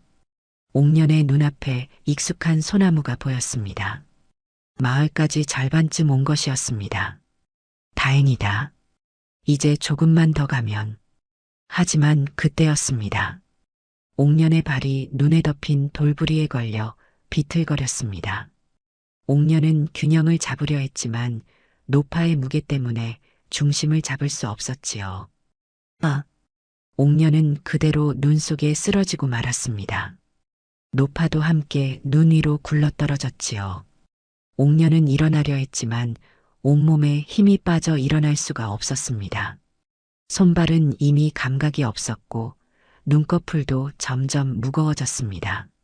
안 돼. 여기서 죽으면 안 돼. 하지만 몸은 말을 듣지 않았습니다. 옥년의 의식이 점점 흐려지기 시작했습니다. 바로 그때였습니다. 저기 누가 쓰러져 있다. 멀리서 사람의 목소리가 들려왔습니다. 목소리의 주인은 마을의 사냥꾼 철수였습니다. 철수는 눈 속에 쓰러진 두 사람을 발견하고 급히 달려와 옥년과 노파를 번갈아 업어 마을로 데려갔지요. 옥년이 정신을 차렸을 때는 이미 자신의 움막 아니었습니다. 저 할머니는요? 저기 누워 계십니다. 아직 깨어나지는 못하셨지만 숨은 붙어 계십니다. 옥년은 안도의 한숨을 내쉬었습니다. 다행히 두 사람 모두 목숨은 건진 것이었습니다. 사흘이 지나서야 노파가 깨어났습니다. 노파는 눈을 뜨자마자 주위를 두리번거렸고 옥년을 보자 눈시울이 붉어졌지요. 고맙습니다. 정말 고맙습니다. 노파의 목소리는 떨리고 있었습니다. 옥년은 노파에게 미음을 떠먹이며 조심스럽게 물었습니다. 할머니, 대체 어찌된 일이십니까? 어떻게 그 깊은 산속 동굴에 계셨습니까? 노파는 한참을 입을 다물고 있다가 천천히 입을 열었습니다. 저는 본래 한양의 양반가 마님이었습니다. 노파의 이름은 박씨였습니다. 남편은 진사를 지낸 선비였고 슬하에 아들 하나를 두었다고 했지요. 그런데 3년 전 남편이 세상을 떠나고 2년 전에는 아들마저 병으로 잃었다는 것이었습니다. 아들이 죽고 나니 며느리가 달라졌습니다. 며느리는 원래부터 박 씨를 좋아하지 않았다고 합니다. 시어머니가 집안 살림을 꽉 쥐고 있어 마음대로 할 수 없었던 것이지요. 하지만 남편이 살아있을 때는 겉으로나마 효도하는 척했습니다. 남편이 죽자 며느리의 본색이 드러났습니다. 먼저 집안의 재산 목록을 달라고 했고 박 씨가 거부하자 온갖 구박을 시작했던 것입니다. 밥도 제대로 주지 않고 방도 창고로 옮겨버렸습니다. 하인들에게도 저를 함부로 대하라고 시켰지요. 박 씨는 참고 견뎠습니다. 그래도 며느리가 낳은 손자가 있었고 그 아이만이라도 잘 키워야 한다고 생각했던 것입니다. 하지만 며느리의 악행은 거기서 끝나지 않았습니다. 어느 날 며느리가 관가에 저를 고발했습니다. 제가 집안의 재물을 훔쳐 몰래 친정으로 빼돌렸다고 말입니다. 물론 거짓이었습니다. 하지만 며느리는 미리 증인들을 매수해 두었고 조작된 증거까지 만들어 놓았던 것이지요. 박 씨는 억울함을 호소했지만 아무도 들어주지 않았습니다. 결국 저는 도둑 누명을 쓰고 집에서 쫓겨났습니다. 그것도 한겨울의 말입니다. 며느리는 박 씨를 집에서 내쫓는 것만으로는 부족했던 모양입니다. 하인 둘을 시켜 박 씨를 깊은 산속까지 끌고 가서 버리라고 명령했던 것입니다. 아마도 저를 완전히 없애버리려고 했던 모양입니다. 박 씨의 목소리가 떨렸습니다. 옥년은 노파의 손을 꼭 잡아주었지요. 이제 괜찮으십니다. 제가 계속 보살펴 드리겠습니다. 박 씨는 머리를 저었습니다. 아니, 이미 충분히 은혜를 입었습니다. 이 이상 폐를 끼칠 수는 없지요. 하지만 옥녀는 단호했습니다. 할머니께서 가실 곳이 어디 있으십니까? 여기 계시면서 몸을 추스르십시오. 옥녀는 자신의 마지막 식량까지 꺼내어 노파에게 먹였습니다. 박 씨는 그런 옥년을 보며 눈가가 뜨거워졌지요. 고맙습니다. 정말 고맙습니다. 그렇게 박 씨는 옥년의 움막에서 지내게 되었습니다. 둘은 피 한 방울 섞이지 않았지만 그 어떤 모녀보다도 깊은 정을 나누게 되었습니다. 박 씨가 옥년의 움막에 머문 지 보름쯤 지났을 무렵이었습니다. 박 씨의 건강은 많이 회복되었지만 여전히 몸이 약했습니다. 옥년은 산에서 캐온 약초로 탕약을 달여 박 씨에게 먹였지요. 박 씨는 그런 옥년의 정성에 깊이 감동했습니다.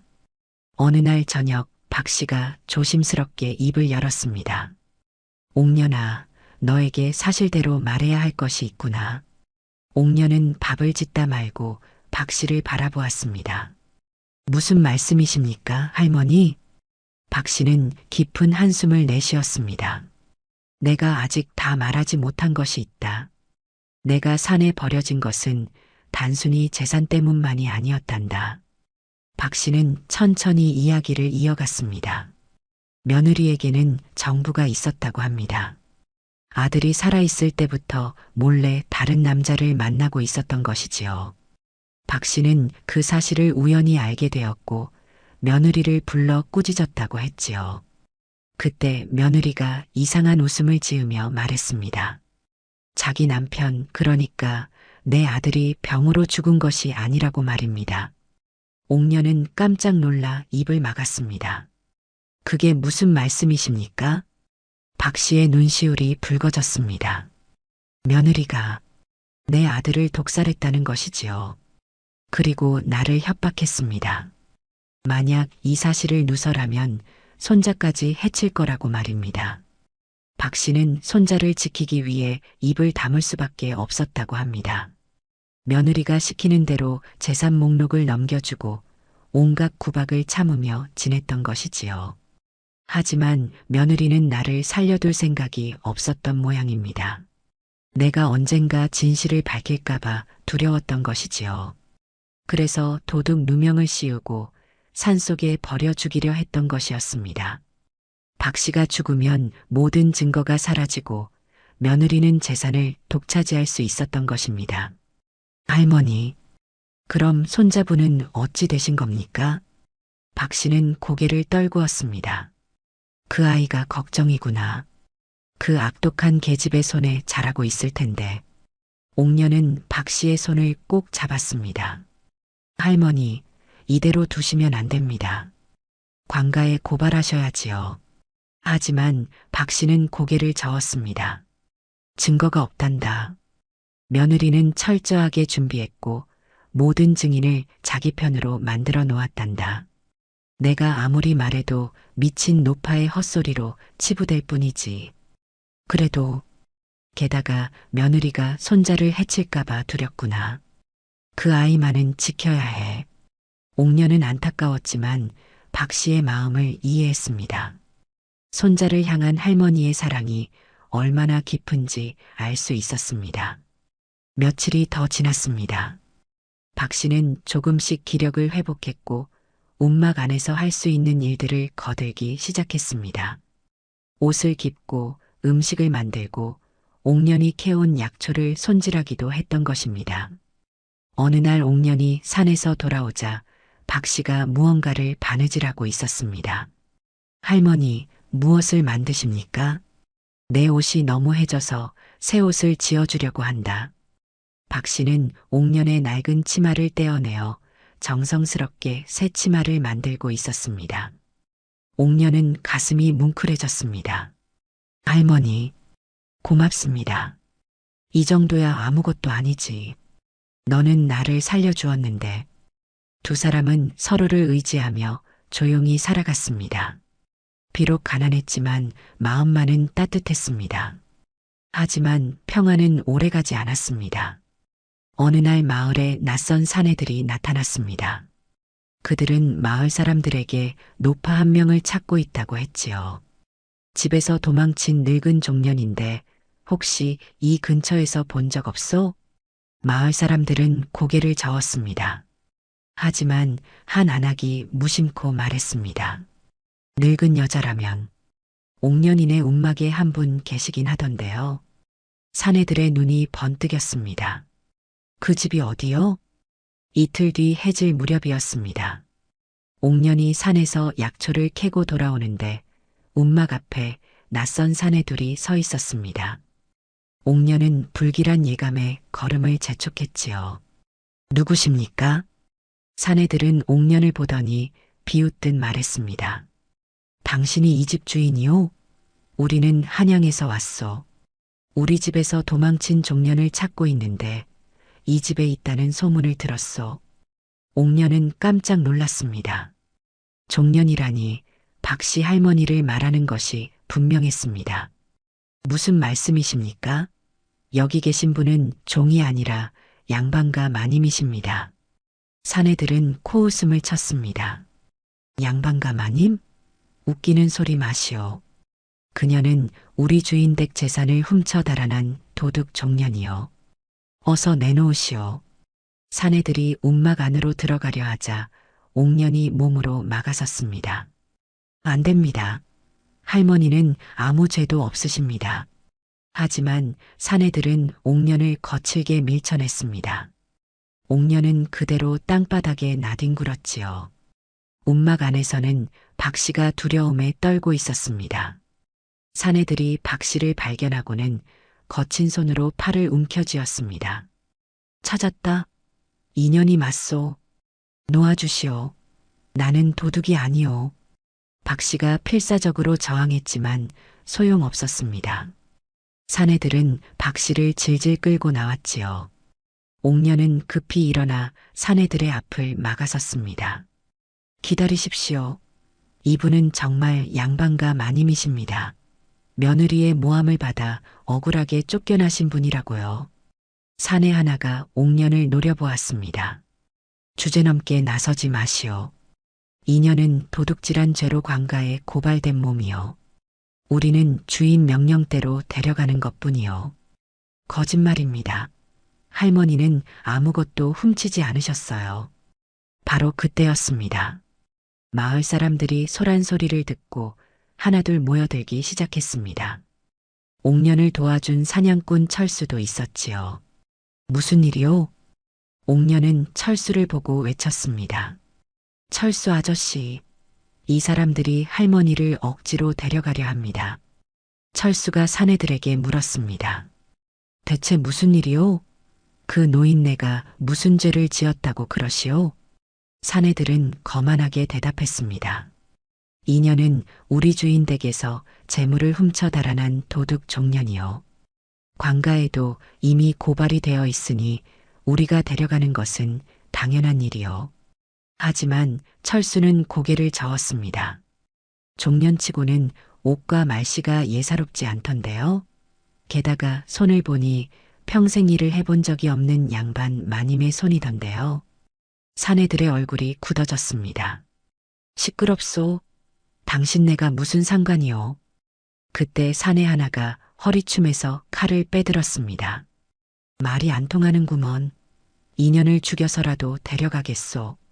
마을 사람들이 놀라 뒤로 물러섰습니다.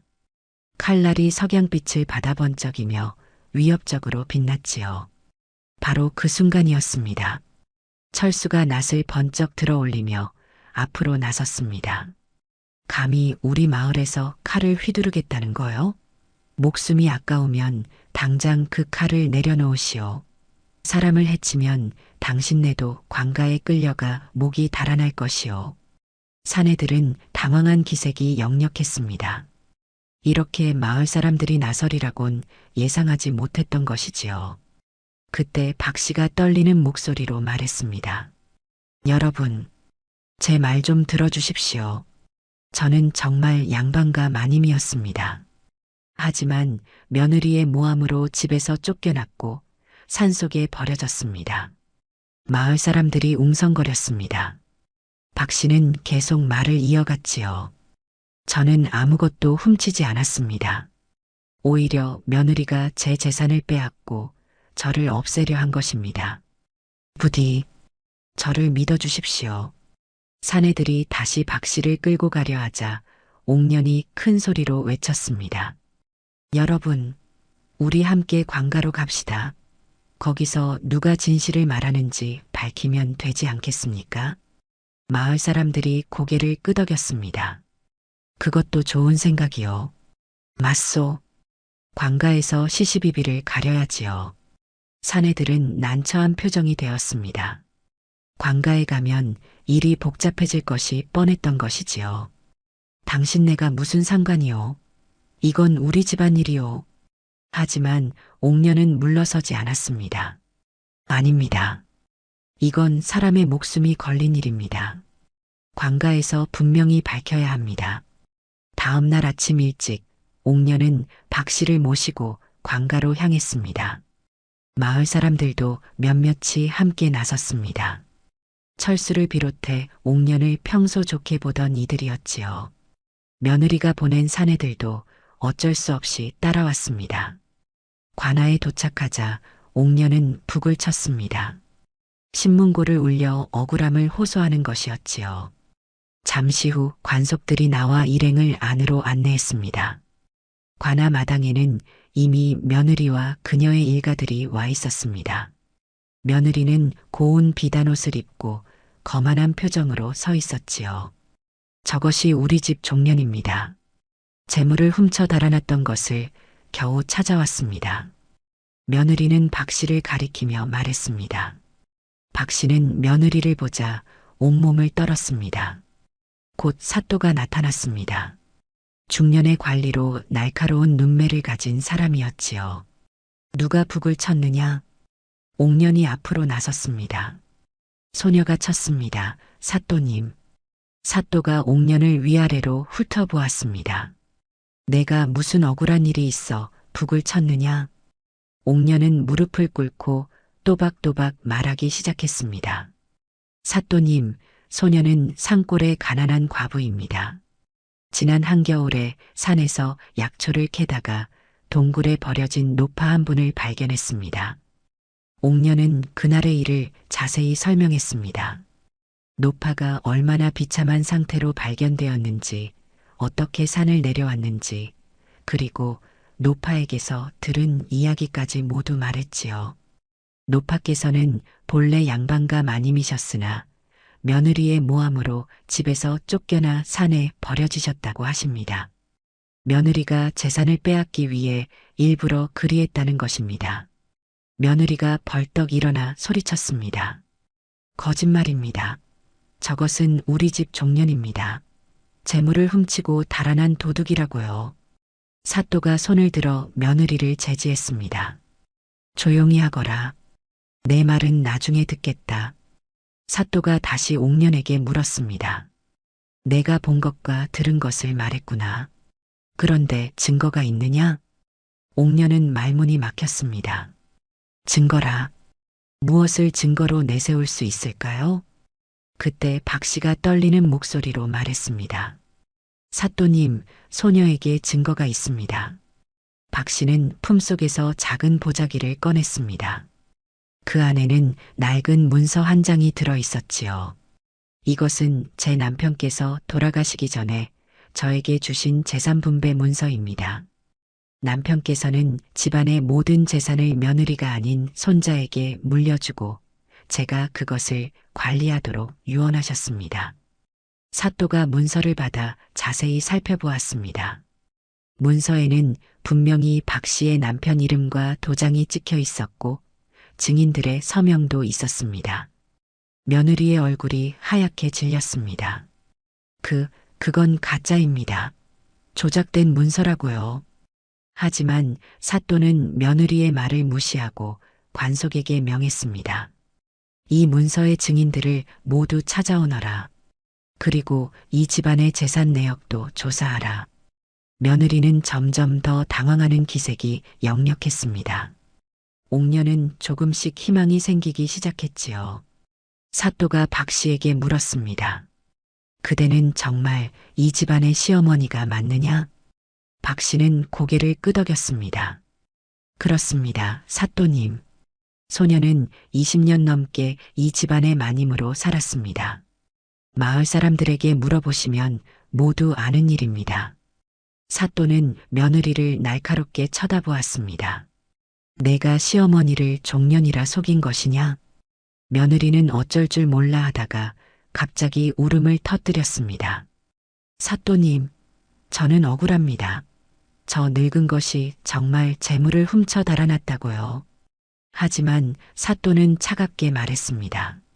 진실은 곧 밝혀질 것이다. 일단 너희는 모두 관아에 머물러라. 조사가 끝날 때까지 아무도 나가지 못한다. 사흘 동안 관가의 조사가 이어졌습니다. 먼저 박 씨가 제출한 문서의 증인들이 하나둘 불려왔습니다. 그들은 모두 문서가 진짜라고 증언했지요. 박 씨의 남편이 살아있을 때 직접 작성한 것이 맞다고 했습니다. 며느리는 그 증인들을 매수하려 했지만 실패했습니다. 관가의 눈이 너무 엄격했던 것입니다. 다음으로 집안의 재산 내역이 조사되었습니다. 관속들이 한양의 그 집으로 가서 재산을 샅샅이 뒤졌지요. 그 과정에서 놀라운 사실들이 드러났습니다.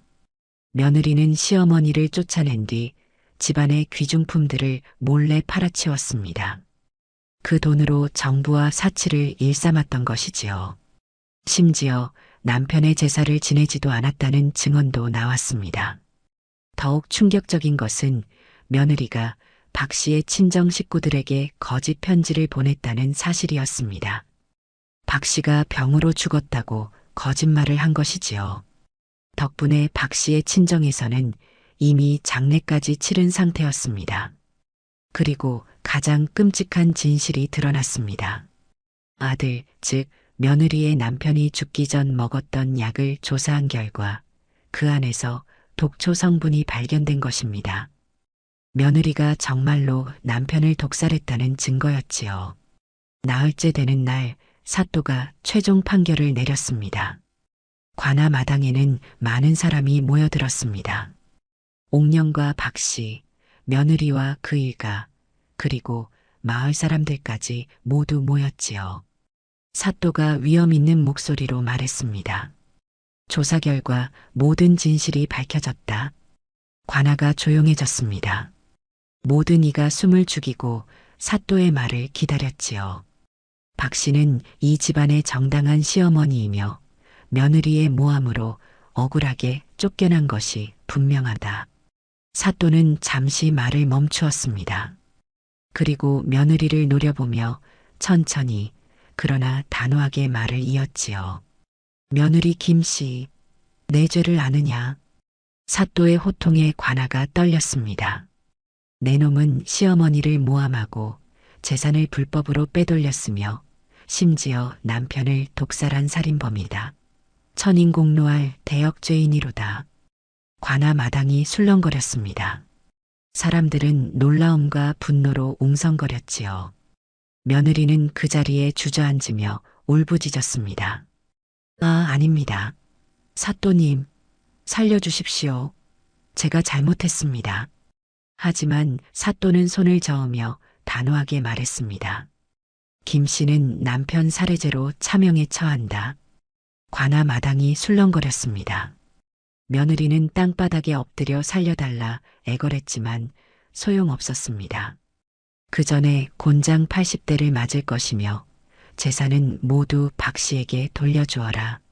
며느리는 비명을 지르며 끌려나갔습니다. 안 됩니다. 살려주십시오. 억울합니다. 하지만 아무도 그녀의 말에 귀 기울이지 않았습니다. 곤장을 맞는 소리가 관아 마당에 울려 퍼졌지요. 하나, 둘, 셋. 80대를 모두 맞고 나자 며느리는 피를 토하며 쓰러졌습니다. 김 씨를 산속에 버리라 명령한 하인들도 각각 곤장 50대에 처한다. 하인들도 끌려나가 형을 받았습니다. 그들의 비명소리가 관아를 가득 채웠지요. 사또는 다시 박 씨에게 말했습니다. 박 씨는 집으로 돌아가 정당한 주인으로서 살아라. 손자도 박 씨가 직접 양육하도록 하라. 박 씨는 눈물을 흘리며 절을 올렸습니다. 사또님의 은혜 평생 잊지 않겠습니다. 사또는 이번에는 옥년을 불렀습니다. 과부 옥년 앞으로 나오거라. 옥년은 떨리는 마음으로 앞으로 나갔습니다. 네, 사또님. 사또의 얼굴에 미소가 번졌습니다. 내가 박 씨를 구하고 억울한 일을 밝히는데 큰 공을 세웠다. 목숨을 걸고 노파를 구한 내 용기와 진실을 밝히려 한 내 정의로움은 본받을 만하다. 사또는 관속에게 명했습니다. 옥년에게 쌀 10섬과 무명 10필 그리고 은자 10냥을 하사하라. 옥년은 깜짝 놀랐습니다. 쌀 10섬이라면 1년은 넉넉히 먹을 수 있는 양이었고 은자 10냥이면 작은 집 한 채를 살 수 있는 돈이었습니다. 감사합니다, 사또님. 과분한 은혜이옵니다. 사또는 만족스럽게 고개를 끄덕였습니다. 착한 행실에는 반드시 복이 따르는 법이다. 앞으로도 그 선한 마음을 잃지 말거라. 판결이 끝나고 모두 관할을 나섰습니다. 박 씨는 옥년의 손을 꼭 잡았지요. 옥년아, 내가 아니었다면 나는 정말 억울하게 죽었을 거야. 그 악독한 며느리는 아무 벌도 받지 않았을 것이고 말이지. 어떻게 이 은혜를 갚아야 할지 모르겠구나. 옥년은 고개를 저었습니다. 할머니, 은혜를 갚으실 것까지는 없습니다. 저는 그저 당연한 일을 했을 뿐입니다. 하지만 박 씨는 단호하게 말했습니다. 아니다. 나는 반드시 너에게 보답할 것이다. 판결이 난 지 보름쯤 지났을 무렵이었습니다. 박 씨는 한양의 집으로 돌아갔고 옥년은 다시 산골 움막에서 홀로 살아가고 있었습니다. 관가에서 받은 쌀과 무명, 은자 덕분에 당분간은 걱정 없이 지낼 수 있었지요. 어느 날 아침 옥년이 약초를 캐러 나가려는데 움막 앞에 화려한 가마가 멈춰 섰습니다. 그리고 그 안에서 박 씨가 내렸지요. 할머니, 어찌 이렇게 오셨습니까? 옥년은 깜짝 놀라 달려갔습니다. 박 씨는 옥년을 보자 반갑게 웃었습니다. 옥년아, 할미가 너를 데리러 왔단다. 저를요? 어디로 데리고 가신다는 말씀이십니까? 박 씨는 옥년의 손을 잡았습니다. 한양으로 가자꾸나. 너를 내 양녀로 삼고 싶구나. 옥년은 너무 놀라 말을 잇지 못했습니다. 양녀라니 그것은 상상도 못한 일이었지요. 할머니, 그게 무슨 말씀이십니까? 저 같은 천한 과부를 양녀로 삼으신다니요? 박 씨는 고개를 저었습니다. 천하다니 무슨 소리냐? 너는 이 할미의 목숨을 살려준 은인이다. 게다가 너처럼 착하고 현명하며 용감한 아이를 어디서 찾겠느냐? 하지만 내가 없었다면 나는 차디찬 동굴에서 죽었을 것이고 그 악독한 며느리는 아무 벌도 받지 않았을 게다. 손자도 그 악녀의 손에서 자랐을 것이고 말이지. 내가 나를 살렸고 진실을 밝혔고 내 손자를 구했단다. 박 씨는 계속해서 말했습니다. 나에게는 손자가 하나 있지만 아직 어린아이일 뿐이다. 그 아이를 잘 키우고 집안을 돌보려면 믿을 수 있는 사람이 필요하단다. 그리고 그 사람이 바로 너였으면 좋겠구나. 옥년은 눈시울이 뜨거워졌습니다. 박 씨의 진심 어린 말에 가슴이 터질 듯 벅차올랐던 것입니다. 할머니, 이리 오너라. 박 씨는 옥년을 꼭 안아주었습니다. 옥년도 박 씨를 안으며 가슴이 먹먹해졌지요. 고맙습니다, 할머니. 하지만 저는 재산 같은 것은 필요 없습니다. 그저 할머니 곁에서 모시고 살 수 있다면 그것만으로 충분합니다. 박 씨는 옥년의 등을 토닥였습니다. 착한 것. 그래, 그러면 재산은 나중 일이고 우선 한양으로 가서 함께 살자꾸나. 옥년은 고개를 끄덕였습니다. 박 씨는 옥년에게 새 옷을 입히고 간단한 짐을 챙기도록 했지요. 마을 사람들이 소식을 듣고 하나둘 모여들었습니다. 옥년이 한양으로 간다는 소식에 모두 놀라워했습니다. 옥년아, 잘 되었구나. 착하게 살더니 복을 받는구나. 마을 사람들은 진심으로 축하해 주었습니다. 옥년은 그들에게 인사를 하며 눈가가 촉촉해졌지요. 여러분, 그동안 고마웠습니다. 여러분의 은혜 평생 잊지 않겠습니다. 특히 옥년을 구해준 사냥꾼 철수에게는 특별히 감사 인사를 했습니다. 철수 아저씨, 그날 아저씨께서 저희를 구해주지 않았다면 저와 할머니는 모두 얼어 죽었을 겁니다. 정말 고맙습니다. 철수는 손을 내저었습니다. 별 말씀을. 사람이 사람을 돕는 건 당연한 일이지요. 한양 가서 잘 지내시오. 옥년은 마을 사람들에게 작별 인사를 하고 가마에 올랐습니다. 박 씨도 함께 가마에 올랐지요. 자, 이제 가자꾸나. 가마가 출발했습니다. 옥년은 가마 안에서 뒤를 돌아보았습니다. 작고 누추했던 움막이 정든 산골 마을이 점점 멀어져 갔지요. 가마는 사흘을 달려 한양에 도착했습니다. 박 씨의 집은 한양 한복판에 있는 큰 기와집이었습니다. 옥년은 그 큰 집을 보고 놀라지 않을 수 없었지요. 할머니, 정말 이 큰 집이 할머니 댁이십니까? 그렇단다. 이제는 너의 집이기도 하지. 집 안으로 들어가자 어린 손자가 달려왔습니다. 박 씨는 손자를 안아주며 말했습니다. 얘야, 이분이 내 고모님이시단다. 앞으로 잘 모셔야 한다. 어린 손자는 옥년을 보며 공손히 절을 올렸습니다. 고모님, 안녕하십니까? 옥년은 그 모습이 너무 기특해서 눈물이 났습니다. 고맙구나, 얘야.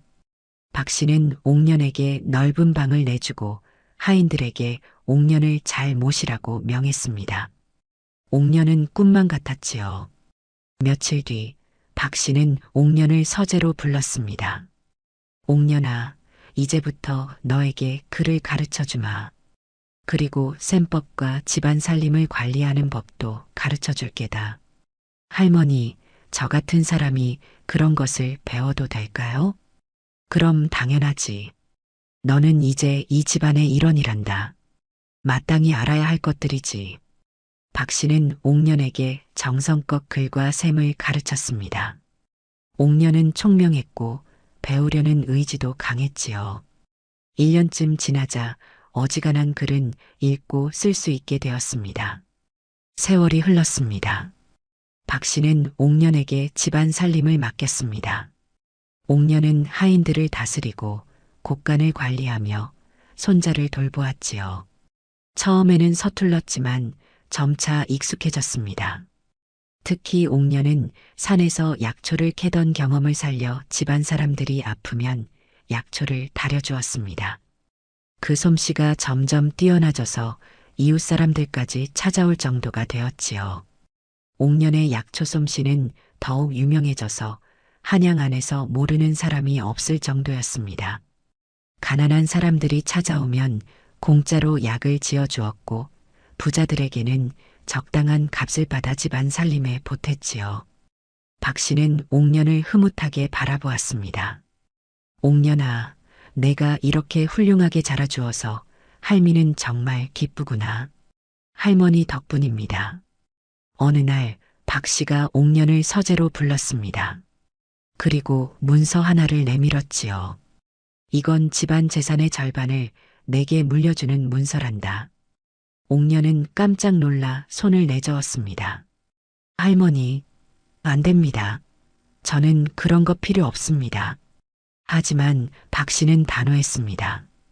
옥년아, 너는 내 목숨의 은인이고 이 집안을 일으켜 세운 1등 공신이다. 당연히 받아야 할 몫이란다. 하지만 손자분도 계시지 않습니까? 박 씨는 미소를 지었습니다. 손자에게도 절반을 물려줄 게다. 너와 손자가 함께 이 집안을 이끌어가기를 바란다. 옥녀는 더 이상 거절할 수 없었습니다. 박 씨의 진심을 알았기 때문이지요. 고맙습니다, 할머니. 할머니의 뜻을 잘 받들겠습니다. 7년이 흘렀습니다. 박 씨는 편안한 노년을 보내다가 어느 봄날 조용히 눈을 감았습니다. 옥년과 손자는 박 씨의 임종을 지켰지요. 할머니, 편히 가십시오. 옥년은 박 씨의 손을 붙잡고 눈물을 흘렸습니다. 박 씨는 마지막 숨을 거두기 전에 옥년에게 가까스로 말했습니다. 옥년아, 너를 만난 것이 내 인생에서 가장 큰 행운이었단다. 고맙다. 박 씨의 장례를 치르고 난 뒤 옥년은 박 씨의 뜻을 이어받아 더욱 열심히 사람들을 도왔습니다. 가난한 이들에게는 약을 공짜로 지어주고 끼니를 굶는 이들에게는 쌀을 나눠주었지요. 옥년의 나이 40이 되었을 무렵 사람들은 옥년을 자비로운 의원 어른이라 불렀습니다. 한양에서 가장 존경받는 사람 중 하나가 된 것이지요. 어느 날 옥년은 문득 옛날 일을 떠올렸습니다. 그 추운 겨울날 동굴에서 발견한 노파를 외면하지 않고 업고 내려왔던 그날 말입니다. 만약 그날 노파를 두고 왔다면 어떻게 되었을까요? 노파는 죽었을 것이고 옥년은 여전히 산골의 가난한 과부로 살았겠지요. 하지만 옥년은 외면하지 않았습니다. 자신의 목숨을 걸고 노파를 구했던 것입니다. 그 선택이 두 사람의 인생을 완전히 바꾸어 놓았습니다. 옥년은 창밖을 바라보며 조용히 중얼거렸습니다. 할머니, 저는 할머니의 가르침을 잊지 않고 살아가고 있습니다. 하늘에서 지켜봐 주세요. 그날 저녁 옥년은 손자를 불러 말했습니다. 얘야, 할미가 너에게 해줄 말이 있단다. 무슨 말씀이십니까, 고모님? 사람은 누구나 어려운 처지에 놓일 수 있단다. 그럴 때 서로 돕고 사는 것이 사람의 도리지. 내가 아무리 높은 자리에 올라도 아무리 부자가 되어도 이것만은 잊지 마라. 손자는 그렇다는 듯 고개를 숙였습니다. 명심하겠습니다, 고모님. 옥년은 만족스럽게 미소 지었습니다. 박 씨 할머니의 가르침이 손자에게까지 이어지고 있었던 것입니다. 옛말의 선행에는 반드시 복이 따른다는 말이 있습니다. 옥년은 그 말을 몸소 증명한 사람이었지요. 한겨울 눈 덮인 산에서 버려진 노파를 외면하지 않았던 선택, 자신의 목숨을 걸고 노파를 구했던 용기, 그리고 진실을 밝히기 위해 광가로 향했던 정의로움. 그 모든 것이 옥년을 산골의 가난한 과부에서 한양에서 가장 존경받는 사람으로 만들어 주었습니다. 더 중요한 것은 옥년이 물질적인 풍요뿐 아니라 진정한 가족과 사랑을 얻었다는 것이었지요. 박 씨 할머니와 손자는 옥년에게 피는 섞이지 않았지만 그 누구보다 소중한 가족이었습니다. 그 겨울이 남긴 것은 단순히 재산이나 명예가 아니었습니다. 진정한 인간의 도리가 무엇인지, 선한 마음으로 살아가는 것이 얼마나 값진 일인지를 보여준 것이었지요. 다음 영상을 빠르게 만나보시려면 좋아요와 구독을 눌러주세요. 그럼 더 재미있는 영상으로 찾아뵙겠습니다. 모두 행복한 하루 보내세요.